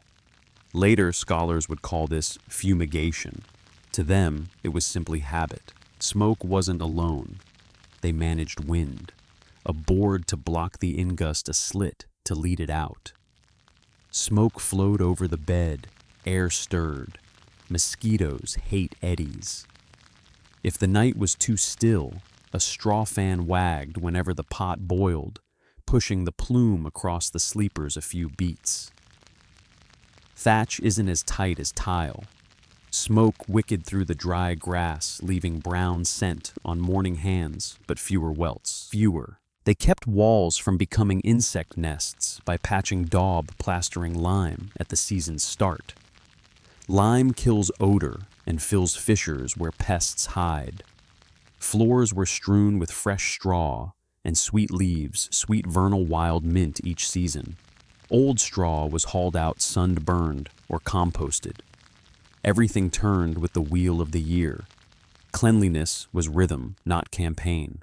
They knew the hours of insects. After rain, humid nights brought mosquitoes early. On dry, gusty nights, they came late or thin. Children were told not to slap the air, but to pull the blanket over an ear. Adults shook smoke into the covers before sliding in. Dense wool stymied wings, though bites still found the collar, if not drawn tight. Hence, nightcaps stayed on, in bed covering brow ears and nape, a small bridge between warmth and safety. In heat, they moved their sleep. If the ash bank held too much heat, adults dragged straw near the door for a draft. Some set a low platform on the threshold, neither inside nor out cool, yet still within the smoke's reach. Along rivers where mosquitoes swarmed, they hung coarse cloth like a net, heavy tight weaves smacking of smoke, unpleasant but less bitten. It wasn't just technique, it was organization. Before bed, tasks were divided. Elders banked coals, adults braced the boards, children dropped dry leaves onto embers. If the wind shifted and smoke backed up, they pivoted the platform, turned the sleeping direction, like swinging a skiff before a squall. Many platforms were only planks on blocks easy to slide. Some homes had a fixed alcove for still nights and a movable bed for the seasons. They didn't need fine joinery. They needed resourcefulness. Still sleep was not always gentle. Some nights bedbugs came out of cracks. Some nights mice found the crumb. Some nights mosquitoes beat the smoke. Then they told stories to hush a crying child and sang lullabies to calm themselves, simple songs of harvest of God, of a sea they'd never see. The singing bridged that fragile seam between fatigue and sleep. Sometimes they changed houses not by leaving the village, but by moving the sleeping place with the season, winter away from drafts near the hearth, summer away from heat near the door. Herbs hung from beams, onion and garlic skins scattered on the floor. A half-burned juniper bough wedged in the corner resin still sweet. Small things stitched into a map of night. They gave thanks for what few praise smoke. It stung their eyes, clung to their hair, and dwelt in their clothes, yet it kept the mosquitoes off and warmed the stories. Smoke was a soft wall between them and the insects, between damp ground and warm straw. Centuries later, people measured and wrote papers that smoke significantly reduces bites. But here, they only knew there were fewer red marks in the morning. Their art lay in enough, high enough to clear the ground, smoke enough to vex the wings, warm enough to sleep close enough to feel safe. They did not seek a soft bed. They sought a living bed. A rough plank, a thick sheaf of straw, an old dog, a nightcap pulled over the ears, a ribbon of smoke gliding through the curtain. Together these made the technology of the night. At dawn, light tapped the door seam. They rose, brushed straw from their clothes, thumped the board to drop the bugs, and lifted the curtain to let the smoke loose. The platform became bench straw, a seat, and the coals the morning's pot. Night drew back into the cracks, waiting to spread its small lessons again. When we speak of them, we often think of lack. No soft beds, insect bites, scant light. But we might also see their gentle cunning. They lifted the body off the earth, shaped the wind, smoked the air, made friends with cats and dogs, and shared a blanket until the household became one large animal that knew how to keep itself warm. They lived in a world where everything was borrowed: straw from the season, smoke from the wood, warmth from one another. And thus sleep was never solitary. Night in that village arrived as always, yet never quite the same. The wind turned, the smoke shifted. The cat chose a new hollow. The child who cried yesterday slept soundly tonight. On the old wooden platform, bodies joined like timbers to make a boat. It never left the house, but each night it crossed rivers of insects, gutters of damp corridors of draft, and landed at dawn with smudges of ash on hands, fewer bites on skin, more warmth in the chest. Their sleep was art, science, and kinship at once. And when another night came, they set boards, heaped straw, coaxed smoke, and patted the old dog motions repeated until even tired eyes turned them into a lullaby. For a medieval woman, night was the hour of worry. She half slept while listening to her child breathe, waiting for her husband from the fields, fearing the taxman's knock. Every sound in the night could be misfortune. They prayed and they kept watch. Their sleep was a half-wakefulness, a survival habit handed down for generations. Even so, amid hardship, people still found small tenderness. A frail child wrapped under the blanket with a dog, and by morning it lived. A fevered man with his wife rubbing his hands with warm water from the ash pot, and the fever eased. In a night full of danger, such small acts were the miracles. There were no drugs, no hospitals, no promises from physicians. There was only love, the one force strong enough to keep someone from dying. In that severity, medieval sleep became one of history's most human rights. All creatures sought warmth. All people sought faith. No hard line separated beast and man, sacred and profane, soul and body. All huddled under one roof and waited for the sun. When dawn broke, the first light fell across faces that had crossed the night. The dog stretched. The child stirred. The mother opened her eyes. No one spoke. But in that silence was the exhale of life. And as they kindled a new fire, they did not know they had done the holiest thing people can do: survive together. Later historians would call the Middle Ages a dark age. But if you look closely in that very darkness, there glows the gentlest light, the light of human kindness. Not dazzling like a cathedral, not ringing like a mass bell, but banked low in each night, each shared warmth, each touch of hands ends. It is a light that does not go out because it does not come from flame.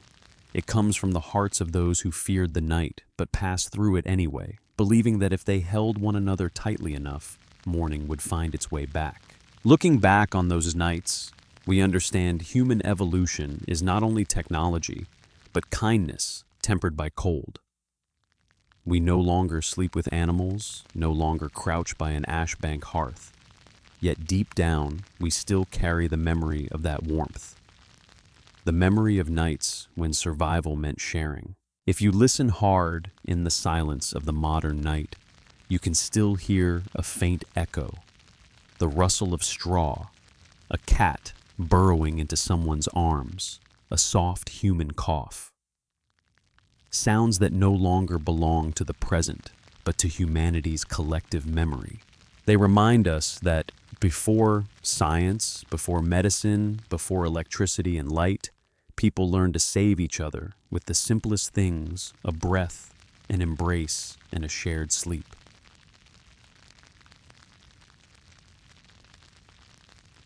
When night fell and the last flame faded like a dying testament, medieval people did not simply retreat into sleep as a biological act. They crossed a boundary, a fragile boundary, where the body remained on a cold wooden bed, while the soul was loosened from the control of consciousness. Sleep in that world was not complete rest. It was a trial. Sleep was considered the privilege of the living. But in the night, that privilege could become a trap. For when the eyes closed, the world did not disappear, it changed its shape. Medieval people believed that sleeping peacefully through the night, untouched by dark dreams, was a gift from God. But waking in the middle of the night, kneeling, lighting a candle, and praying, that was the proper ritual. If one slept straight through without waking, without praying, without awareness of time passing, the soul could lose its way. And if one awoke between the first and second sleep, without lighting a candle, without making the sign of the cross, without uttering a prayer, then the church bell echoing from afar through fog and cold wind sounded like a terrifying reminder, I am watching you. In damp stone houses, where walls wept with moisture and thatched roofs leaked, the night was never truly silent. The wind clawed at the door like fingernails on wood. Ashes crackled in the hearth, sounding like small footsteps. Far away a dog howled, uncertain whether it was a warning or a call.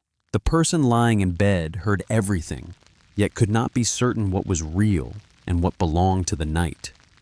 In darkness, boundaries dissolved. Sound no longer stayed where it was born. It drifted. It spread. It swelled in imagination, then shrank, then distorted. A gust through straw could sound like someone breathing beside the wall. A beam contracting in the cold could resemble slow footsteps across the floor. And when sight could no longer distinguish the ear, became a direct doorway into fear. The church bell from the neighboring village rang through the mist, each toll measuring not hours, but souls. By day, the bell called the living to the fields, to mass, to gathering. By night, it carried another meaning. It marked prayers for the dead. It reminded listeners that someone had just crossed the boundary between worlds, that the line between life and death had opened somewhere very close. In the darkness, as a person lay motionless, each bell toll asked a silent question. Who this time? And is it my turn? Medieval people did not fear darkness because it was dark. They feared it because night was the time of uncertainty.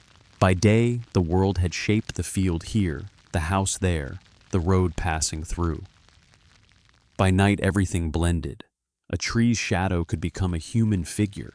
Mist could become breath. A single sound could carry the mind far away.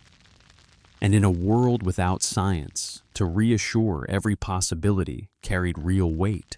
Night was terrifying because it was when human power weakened. Work stopped. Vision failed. One could not run easily on dark roads. The body lay down, forced into stillness. Sleep, the condition required to live, was also the state of greatest vulnerability.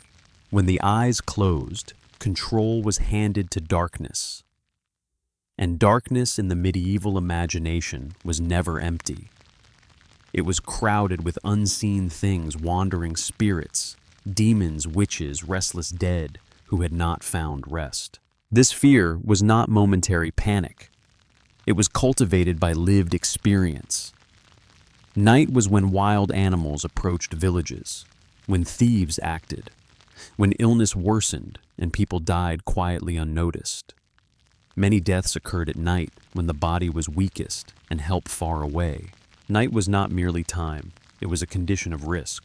In shared sleeping spaces, fear spread faster. One person turned, another startled. The labored breathing of the sick tightened the room. No one dared speak loudly because speaking loudly at night felt like calling something forth. Silence was not peace. It was a fragile agreement. If we do not disturb the night, perhaps it will pass without noticing us. And then there were the most terrifying moments of all, waking in the night, unable to move. The chest felt crushed. Breath came short, broken. The mind screamed, but the mouth would not open. For medieval people, this was not a physiological event. It was proof of presence, something sitting on the chest, a spirit pressing down, a Mara, an incubus, a nameless shadow. The experience was too real to be dismissed as imagination. It carved into memory the idea that night possessed intention. The church bell in this context was both terror and comfort. It proved that order still existed. The church still stood. The bell still rang on time. God had not abandoned the world. And yet every bell also reminded listeners that this order was always under siege by death. The bell did not make the night safe. It gave the night meaning. And so medieval people clung to ritual. Prayer before sleep.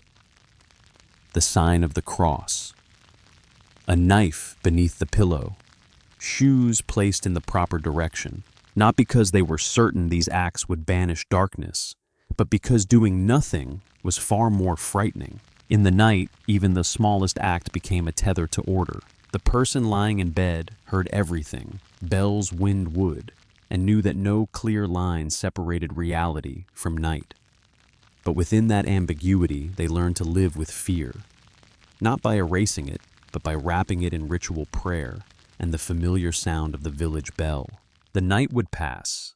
Medieval people believed this, not because they were sure, but because they needed to believe. And each bell tolling through the fog did not simply measure time. It measured human endurance in the face of darkness. Some awoke in the third watch heart, racing cold sweat soaking their backs. They tried to inhale and realized they could not. The chest was heavy as if pinned by stone, breath fractured. The body lay frozen, though the mind remained awake. Then came the sensation familiar to centuries of people, before science had a name for it, an invisible hand pressing on the chest. Not a cough, not ordinary illness, but a presence. Medieval people called it Mara, or Mare, a night spirit that sat upon sleepers, stealing breath, crushing the chest, preventing cries for help. In folklore, the Mara did not snarl. It was silent. It did not attack. It pressed. Some said it appeared as a woman with long hair. Others said it was only a shadow. Some saw nothing at all, only knew that something was there in the room, in the dark, close enough to feel its cold. The most terrifying part was not pain. It was loss of control. The mouth wanted to pray, but the tongue would not move. The hand wanted to make the sign of the cross, but the arm felt restrained. And in that moment, people believed that without God, no one would save them. When the pressure lifted, the person jolted awake, gasping, as if returned from another realm. Some knelt immediately. Some lit candles with shaking hands. Some woke the household not to tell the story, but to confirm they still belonged to this world. Villages shared methods to fight the Mara, placing a knife beneath the pillow blade outward to cut the night, hanging thorn branches on doors to block spirits, keeping a Bible close to the chest to anchor the soul. These measures may sound superstitious. To medieval people, they were survival techniques. For night was not merely time. It was a space of trial where humans confronted what daylight concealed: the fragility of the body, the limits of will, and the fear that a single lapse could cost the soul. Thus, sleep was never fully unconscious. It was always accompanied by prayer, candlelight, and awareness that waking in the morning was not guaranteed. To medieval people, each awakening was a return. Each visit by the Mara was a reminder: in darkness, humans are never truly alone, but never fully safe. Chronicles and monastic records note, he awoke unable to speak, hands trembling, calling God's name yet hearing no sound. And by morning, the man had died. They did not call this a nightmare, but a visitation of the night demon. A scholar observed night terrors of various kinds appear often in medieval sources and allow us to explore the dark corners of social, religious, and political life. University College London. In Northern European folklore, a chilling detail recurs. The Mara was not merely a bad dream. It was imagined as an entity that sat upon the chest, stealing breath, paralyzing the body, an experience strikingly close to what modern science calls sleep paralysis. When people believed the thing pressing on them had intention, their response was instinctive, make the invisible tangible. And from this impulse ritual emerged. Thus, shoes were placed beside the bed, laces arranged in deliberate patterns, as if setting a crude trap for the night. Not to capture an animal, but to capture darkness in form. Night was not simply the absence of light. It was a realm where boundaries thinned. Everyday objects, shoes, laces, locks, became symbols of order. Shoes placed properly meant tomorrow's road still existed. An open lace loop formed a closed circle. The night could be bound by objects' language. Ritual did not need physical effectiveness. It needed psychological power, turning fear into action, helplessness into response. Knives placed beneath pillows or beds were not meant to be used. They were meant to be present. Iron was believed hostile to spirits, heavy, cold, real, opposed to the vaporous and unreal. A knife symbolized division, boundary, protection. Placed where the body was most vulnerable, it marked a line. These rituals did not disappear when belief systems changed. They evolved. Today, people still place metal under beds for protection, even without fully believing. The need remains the same, to feel that the night has limits. Modern darkness carries new names: stress, panic, exhaustion. But the ancient mechanism persists, transforming invisible fear into a small, deliberate act. So, when someone today places a knife beneath the bed to ward off spirits, the story is not about ghosts. It is about humanity's enduring need to draw boundaries in the night so sleep may continue.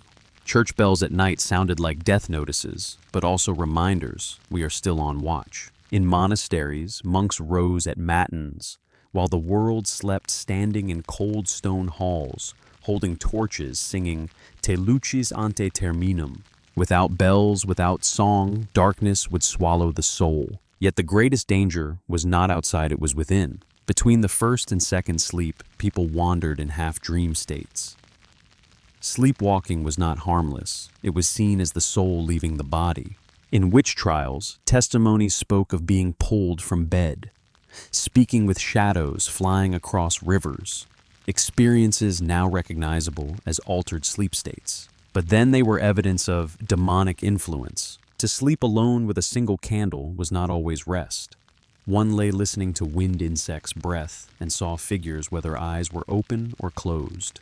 Words like mare mare mare appear across Anglo-Saxon and Germanic texts to describe these memories of nocturnal oppression. If bells rang without human hand, villagers spoke of death, death, or disaster. Church officials recorded, "The bell rang with no one present.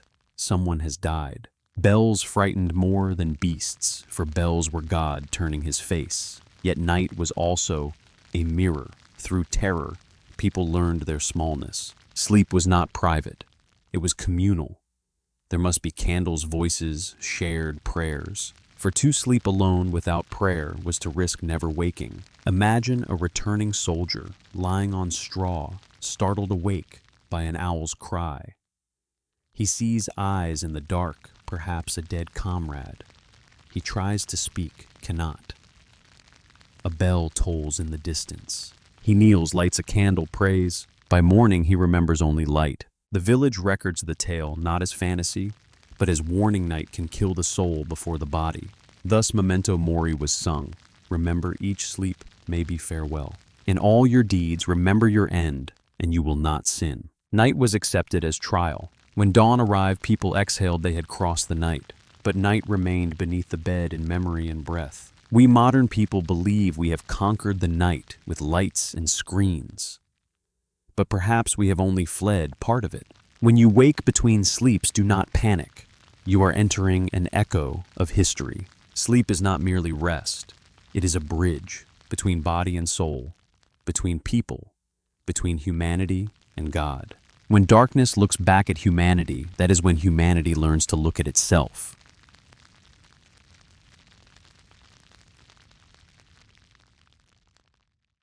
When the first light of oil lamps and mechanical clocks began to pierce humanity's night darkness was not erased, only changed in shape.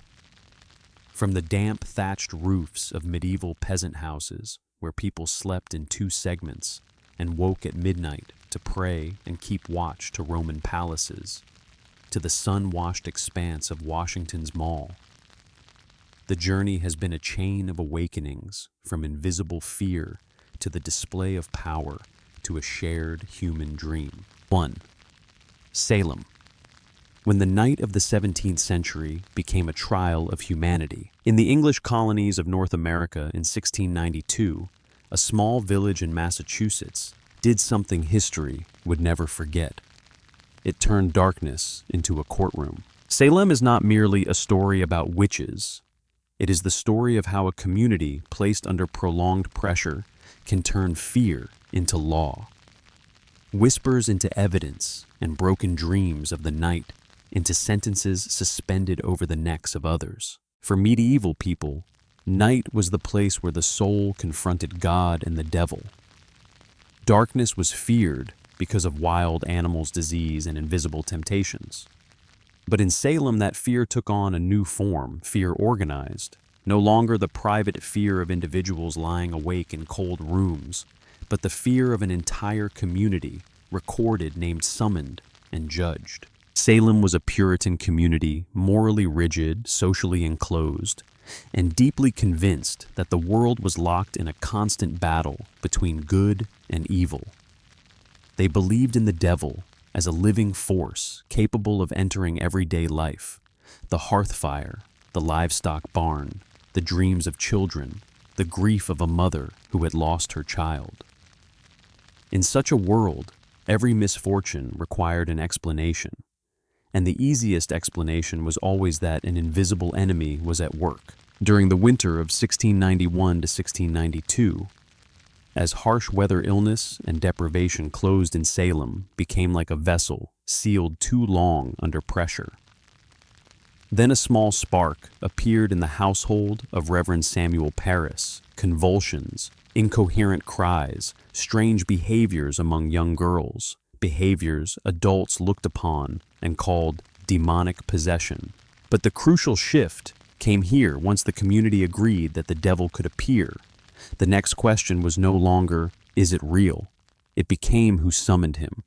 This was the moment when night began to turn into a court of law. For the signs deemed unnatural often occurred at night: screams, disturbing dreams, sensations of crushing weight on the chest, panic in the dark.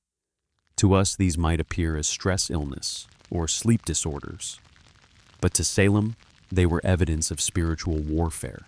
Then the accusations began. More than 150 people were charged. Nearly 20 were hanged. Many died in cold, unforgiving prisons.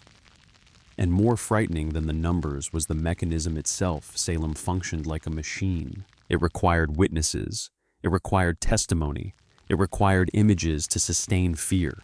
And because no one could seize the devil with their hands, Salem began to capture him through something far more dangerous: words. Accusations were not based solely on observable actions. They relied on invisible things, sensations, intuitions, dreams, nightmares, voices heard in the night. People were condemned for sighs, for dreams, for testimonies born of imagination, as though night were no longer a place for sleep, but a place for judgment. Within this machine, spectral evidence became the sharpest blade.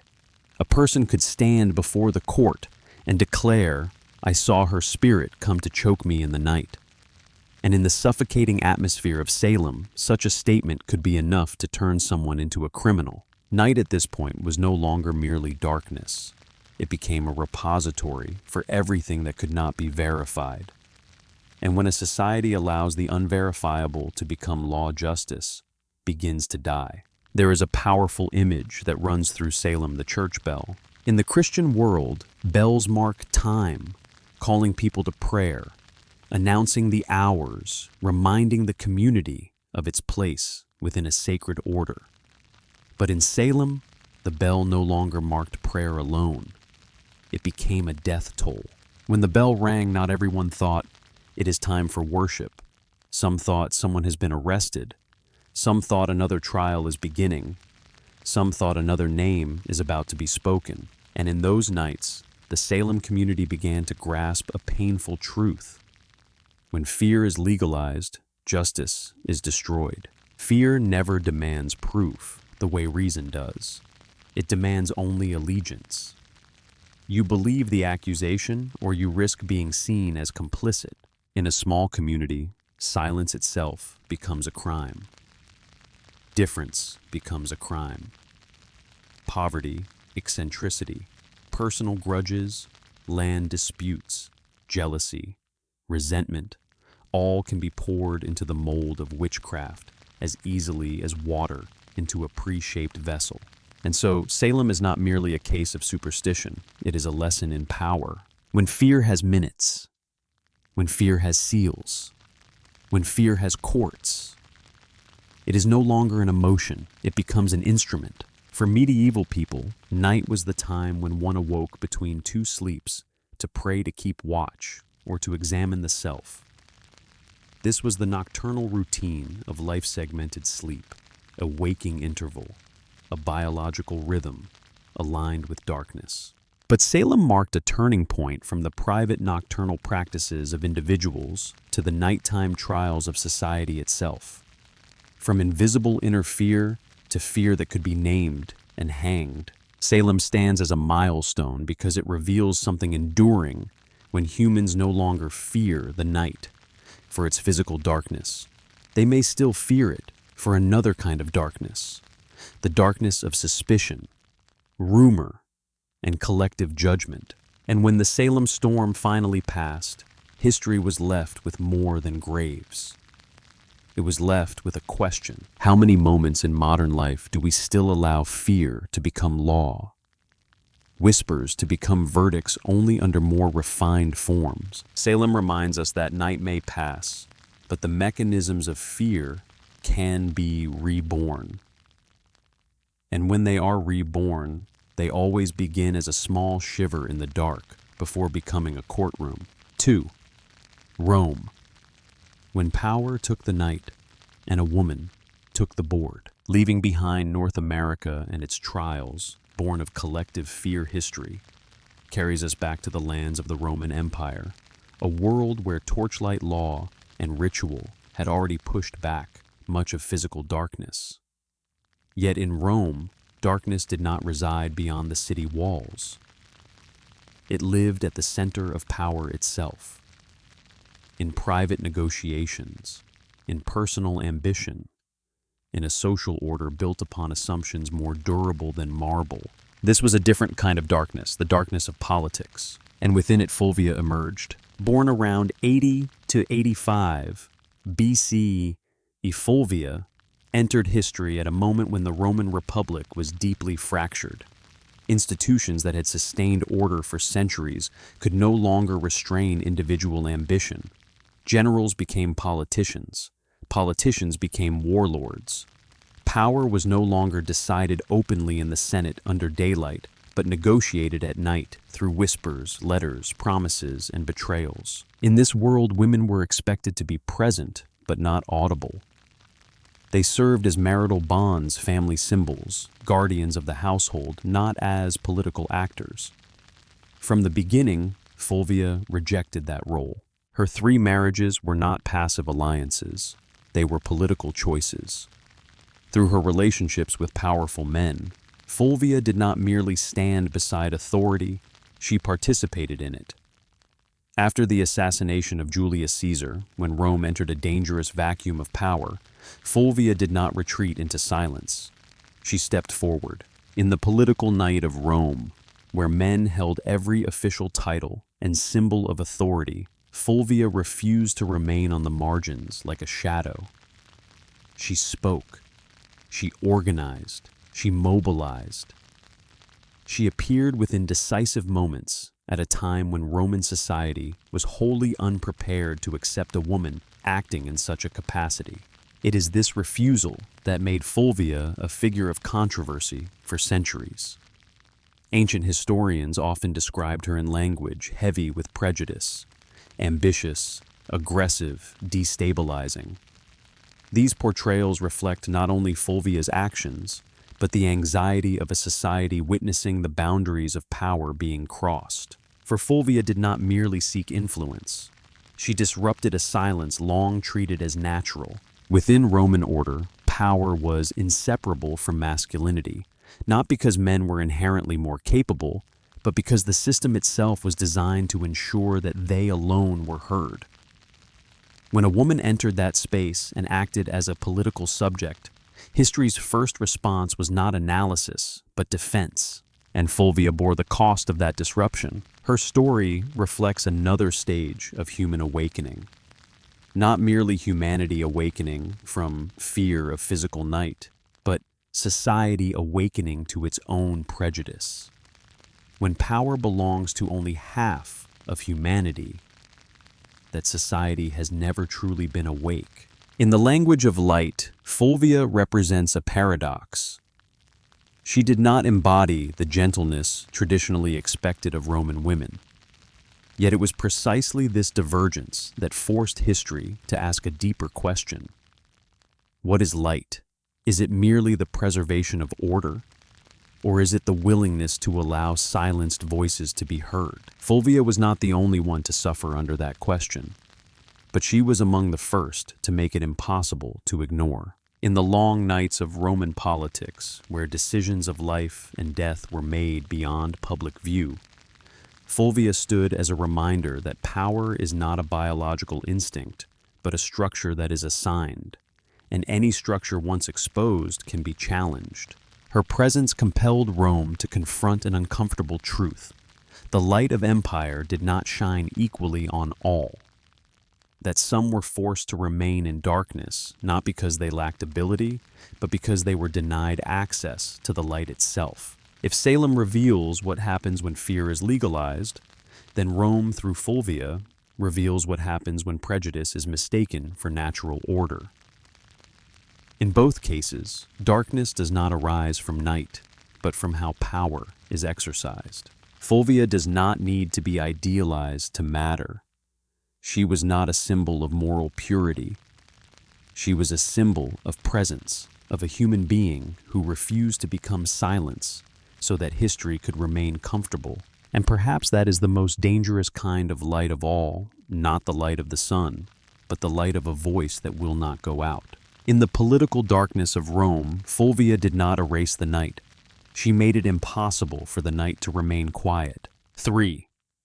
The American Dream. When humanity awakened in broad daylight, compared to the medievals, we once slept in two segments, waking at midnight to pray. They feared demons and disease. In Salem, communities feared the demon of power, the night's ferocity. In Rome, with Fulvia, power awakened in the political night. In the modern age, humanity wakes at noon to challenge injustice. That curve is a curve of awakening, from the individual to the community, from survival to equity. Today, in air-conditioned bedrooms, under nightlights with a phone set to do not disturb, we may think we've conquered the night. But there remains another night, the night of injustice, of prejudice, of monopolized voices. Salem, Rome, the March on Washington. All remind us light does not arrive on its own. It needs someone to stand in the dark, lift a torch, and say, "We want light." And sleep now is not merely rest, but the hour we choose to wake for someone else, for community, for the future. Before artificial light night was the ultimate boundary, it forced us to pause, to stop to listen. With oil lamps, then gaslight, then electricity, the night was torn open and the border between day and night began to blur. At first, people wanted merely an extra hour to read, to sew, to talk. Then another, to write letters, balance accounts, work. When Thomas Edison introduced the electric bulb in 1879, people no longer feared the dark. But as they defeated night defeated them in another way. Light changed not only cities, but the interior of the body. artificial light tricks the circadian rhythm, the natural clock that once nudged our ancestors to wake in the midnight watch. Now the body struggles to tell true day from true night. People sleep straight through, pressing themselves into the 8-hour standard as a duty, while the mind no longer senses the native stillness of dark. The two-phase sleep faded from Europe. Few rose to pray at midnight. Few listened to the wind at the door. Few shared warmth in a common bed. In its place came private rooms, white light alarm clocks, and the endless hiss of traffic outside. People slept less and paradoxically dreamed more. In the 19th century, the industrial world took shape. Factories rose, night shifts appeared, and sleep became something to be scheduled. We no longer slept by nature, but by the shift. Night was no longer an emblem of religion, but of productivity, of production, of the punch clock. In cramped rooms in London or Manchester, workers collapsed after 14 hours, not to dream, but to endure. In early New York offices, merchants began to boast of only 4 hours sleep a night. "I'll sleep when I'm dead" became the warped badge of a new era. Sleep, once a sacred right, became the blank between two workdays. By the 20th century, as electric light reached every room, night was entirely outmatched. We could study work, play, and be entertained at any hour. Night lost its meaning as rest. It became the day's extension. And then modern society, with tight schedules, elongated work, and phones bright all night, pushed sleep into crisis. People sleep less than ever, and paradoxically are more exhausted than ever. Once sleep was the night's gift. Now it is a luxury of time. Science began to study what our ancestors sensed instinctively.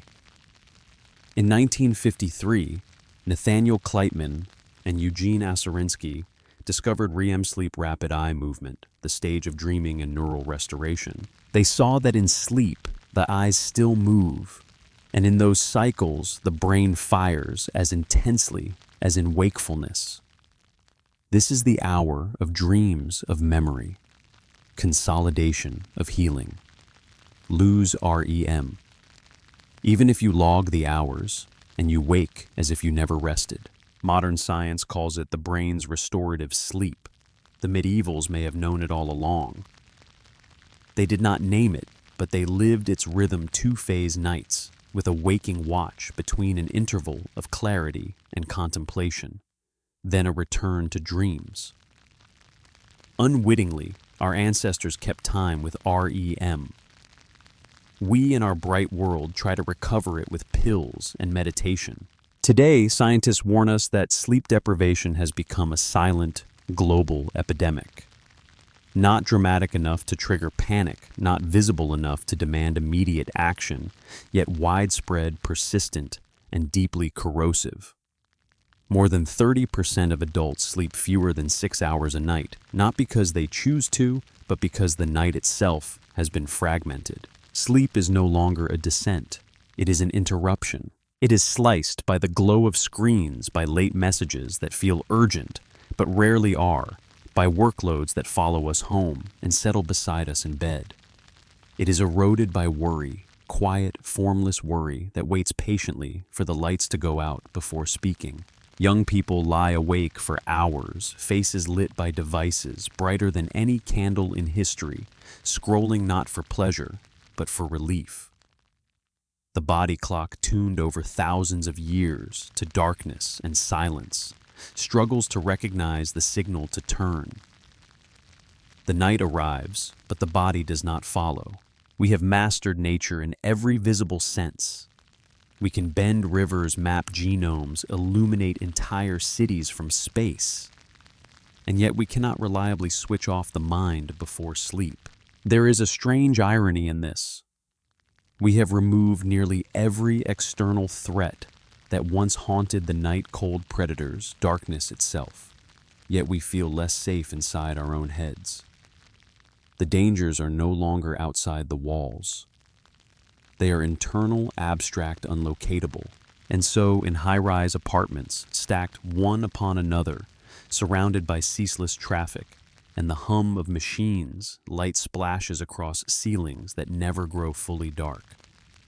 People lie awake, not fully alert, not fully resting, suspended. Many feel a vague restlessness they cannot name, a sense that something about the night is wrong, incomplete. Perhaps this unease is not new at all. Perhaps it is memory. Anthropologists and historians have suggested that for much of human history, sleep was not a single, uninterrupted block. It came in two phases: a first sleep, then a period of wakefulness in the deep night, then a second sleep carrying people toward dawn. That midnight interval was not seen as insomnia. It was expected. People prayed, reflected, talked quietly, listened to the wind moving through cracks in walls, to the fire settling into embers, to the breathing of others nearby. The night was not something to conquer or shorten. It was something to move through slowly. There were no lamps harsh enough to erase the dark, no screens to fracture attention, no clocks demanding productivity from the body at midnight. In that true night without artificial light, wakefulness did not feel like failure. It felt like a different mode of being. Thought slowed, memory surfaced. The boundary between inner life and outer world softened. We have tugged night toward the light. We have reshaped it to fit the rhythms of work efficiency and constant availability. But deep within the body still carries the legacy of darkness. The nervous system still expects a long descent. The mind still anticipates pauses. Part of the soul still longs for that small stillness between two sleeps. A quiet window where nothing is demanded, where wakefulness is not judged, where existence is enough. And perhaps that is why modern sleeplessness feels so hollow. We are awake but alone. Awake but overstimulated. Awake but disconnected from the cues that once made night intelligible. The body remembers shared breathing beneath a single roof. It remembers that wakefulness did not always mean isolation. It remembers that night was once communal, protective, and slow. Sleep deprivation today is not only a medical issue, it is a cultural one. A sign that we have changed the shape of night without changing the shape of ourselves. We have learned how to banish darkness from our cities, but we have not learned how to make peace with it inside. And so the night persists not as rest, but as tension. A place we enter reluctantly, without rituals, without permission to stop. Perhaps the solution is not to conquer sleep harder or optimize it further. Perhaps it begins with remembering that the night was never meant to be erased, only shared, respected, and allowed to breathe. Because long before sleep became a problem to solve, it was simply how humans stayed whole in the dark. Now night shift workers, dawn writers, students bent over screens. We all live in an age where sleep has become an act of courage, the courage to switch the world off, not to answer, to let go. Perhaps after centuries, we are relearning an old lesson. Sleep is not a waste of time, but the deepest part of life. Science confirms what medieval people once felt in darkness. The mind is cleared, the body renewed, and the soul converses with itself. So if you lie awake tonight, do not be alarmed. Remember, sleep is not a duty, but a short pilgrimage back to what we are. Let the electric light dim, let the breath slow, let the mind drift toward where the old ones lived, where a candle gutters, someone still wears a nightcap, and the whole world lies quiet in one another's warmth. Then you will see the night never vanished. It only waits for us to turn off the light so it can sleep again with humanity. From the cold medieval nights to the bright, uncertain dawns of human history, I've come to realize something quietly persistent, no matter the age, no matter the technology or belief system. Human beings have always searched for the same reassurance, not victory, not certainty, but faith in awakening. Faith that night is temporary. Faith that sleep is not disappearance. Faith that the body, the mind, and the world itself will return in the morning. From those who slept on straw floors beneath leaking roofs, listening to the breath of others beside them, To those who later stood in public squares, speaking ideas into the open air, each generation has carried the same fragile hope forward. Not the hope that darkness would never come, but the hope that it would never be absolute. History does not tell us that fear vanished. It tells us that fear was lived with. And again, humans responded not by erasing the dark, but by lighting something small within it. A candle, a story, a rule, a garment worn at night, a word spoken aloud so it would not stay trapped inside one mind. Darkness has never truly won, not because it was weak, but because it was never faced alone. So long as even a single flame remained, whether in a room, a ritual, or a human heart, the night was bearable. And that perhaps has always been enough. If this story made you pause, if it lingered with you a little longer than you expected, I would truly love to hear your thoughts in the comments. What do you think helps humanity endure fear across time? Faith, knowledge, compassion, or something quieter, shared? Presence, remembered stories. The simple belief that morning will come. I read every perspective, and your reflections become part of how these stories continue to live. And if you'd like to keep traveling through these intersections where history meets the inner life, where ordinary objects reveal extraordinary meanings, don't forget to subscribe. More journeys are coming, slow and thoughtful ones, into moments where humanity learned how to endure, adapt, and imagine its way forward. If there's a topic you'd like me to explore next, a civilization, an era, a forgotten custom, or a single person who carried their own light through uncertainty, leave your suggestion below. The next story does not begin in the past alone. It begins with curiosity. The next story might begin with you.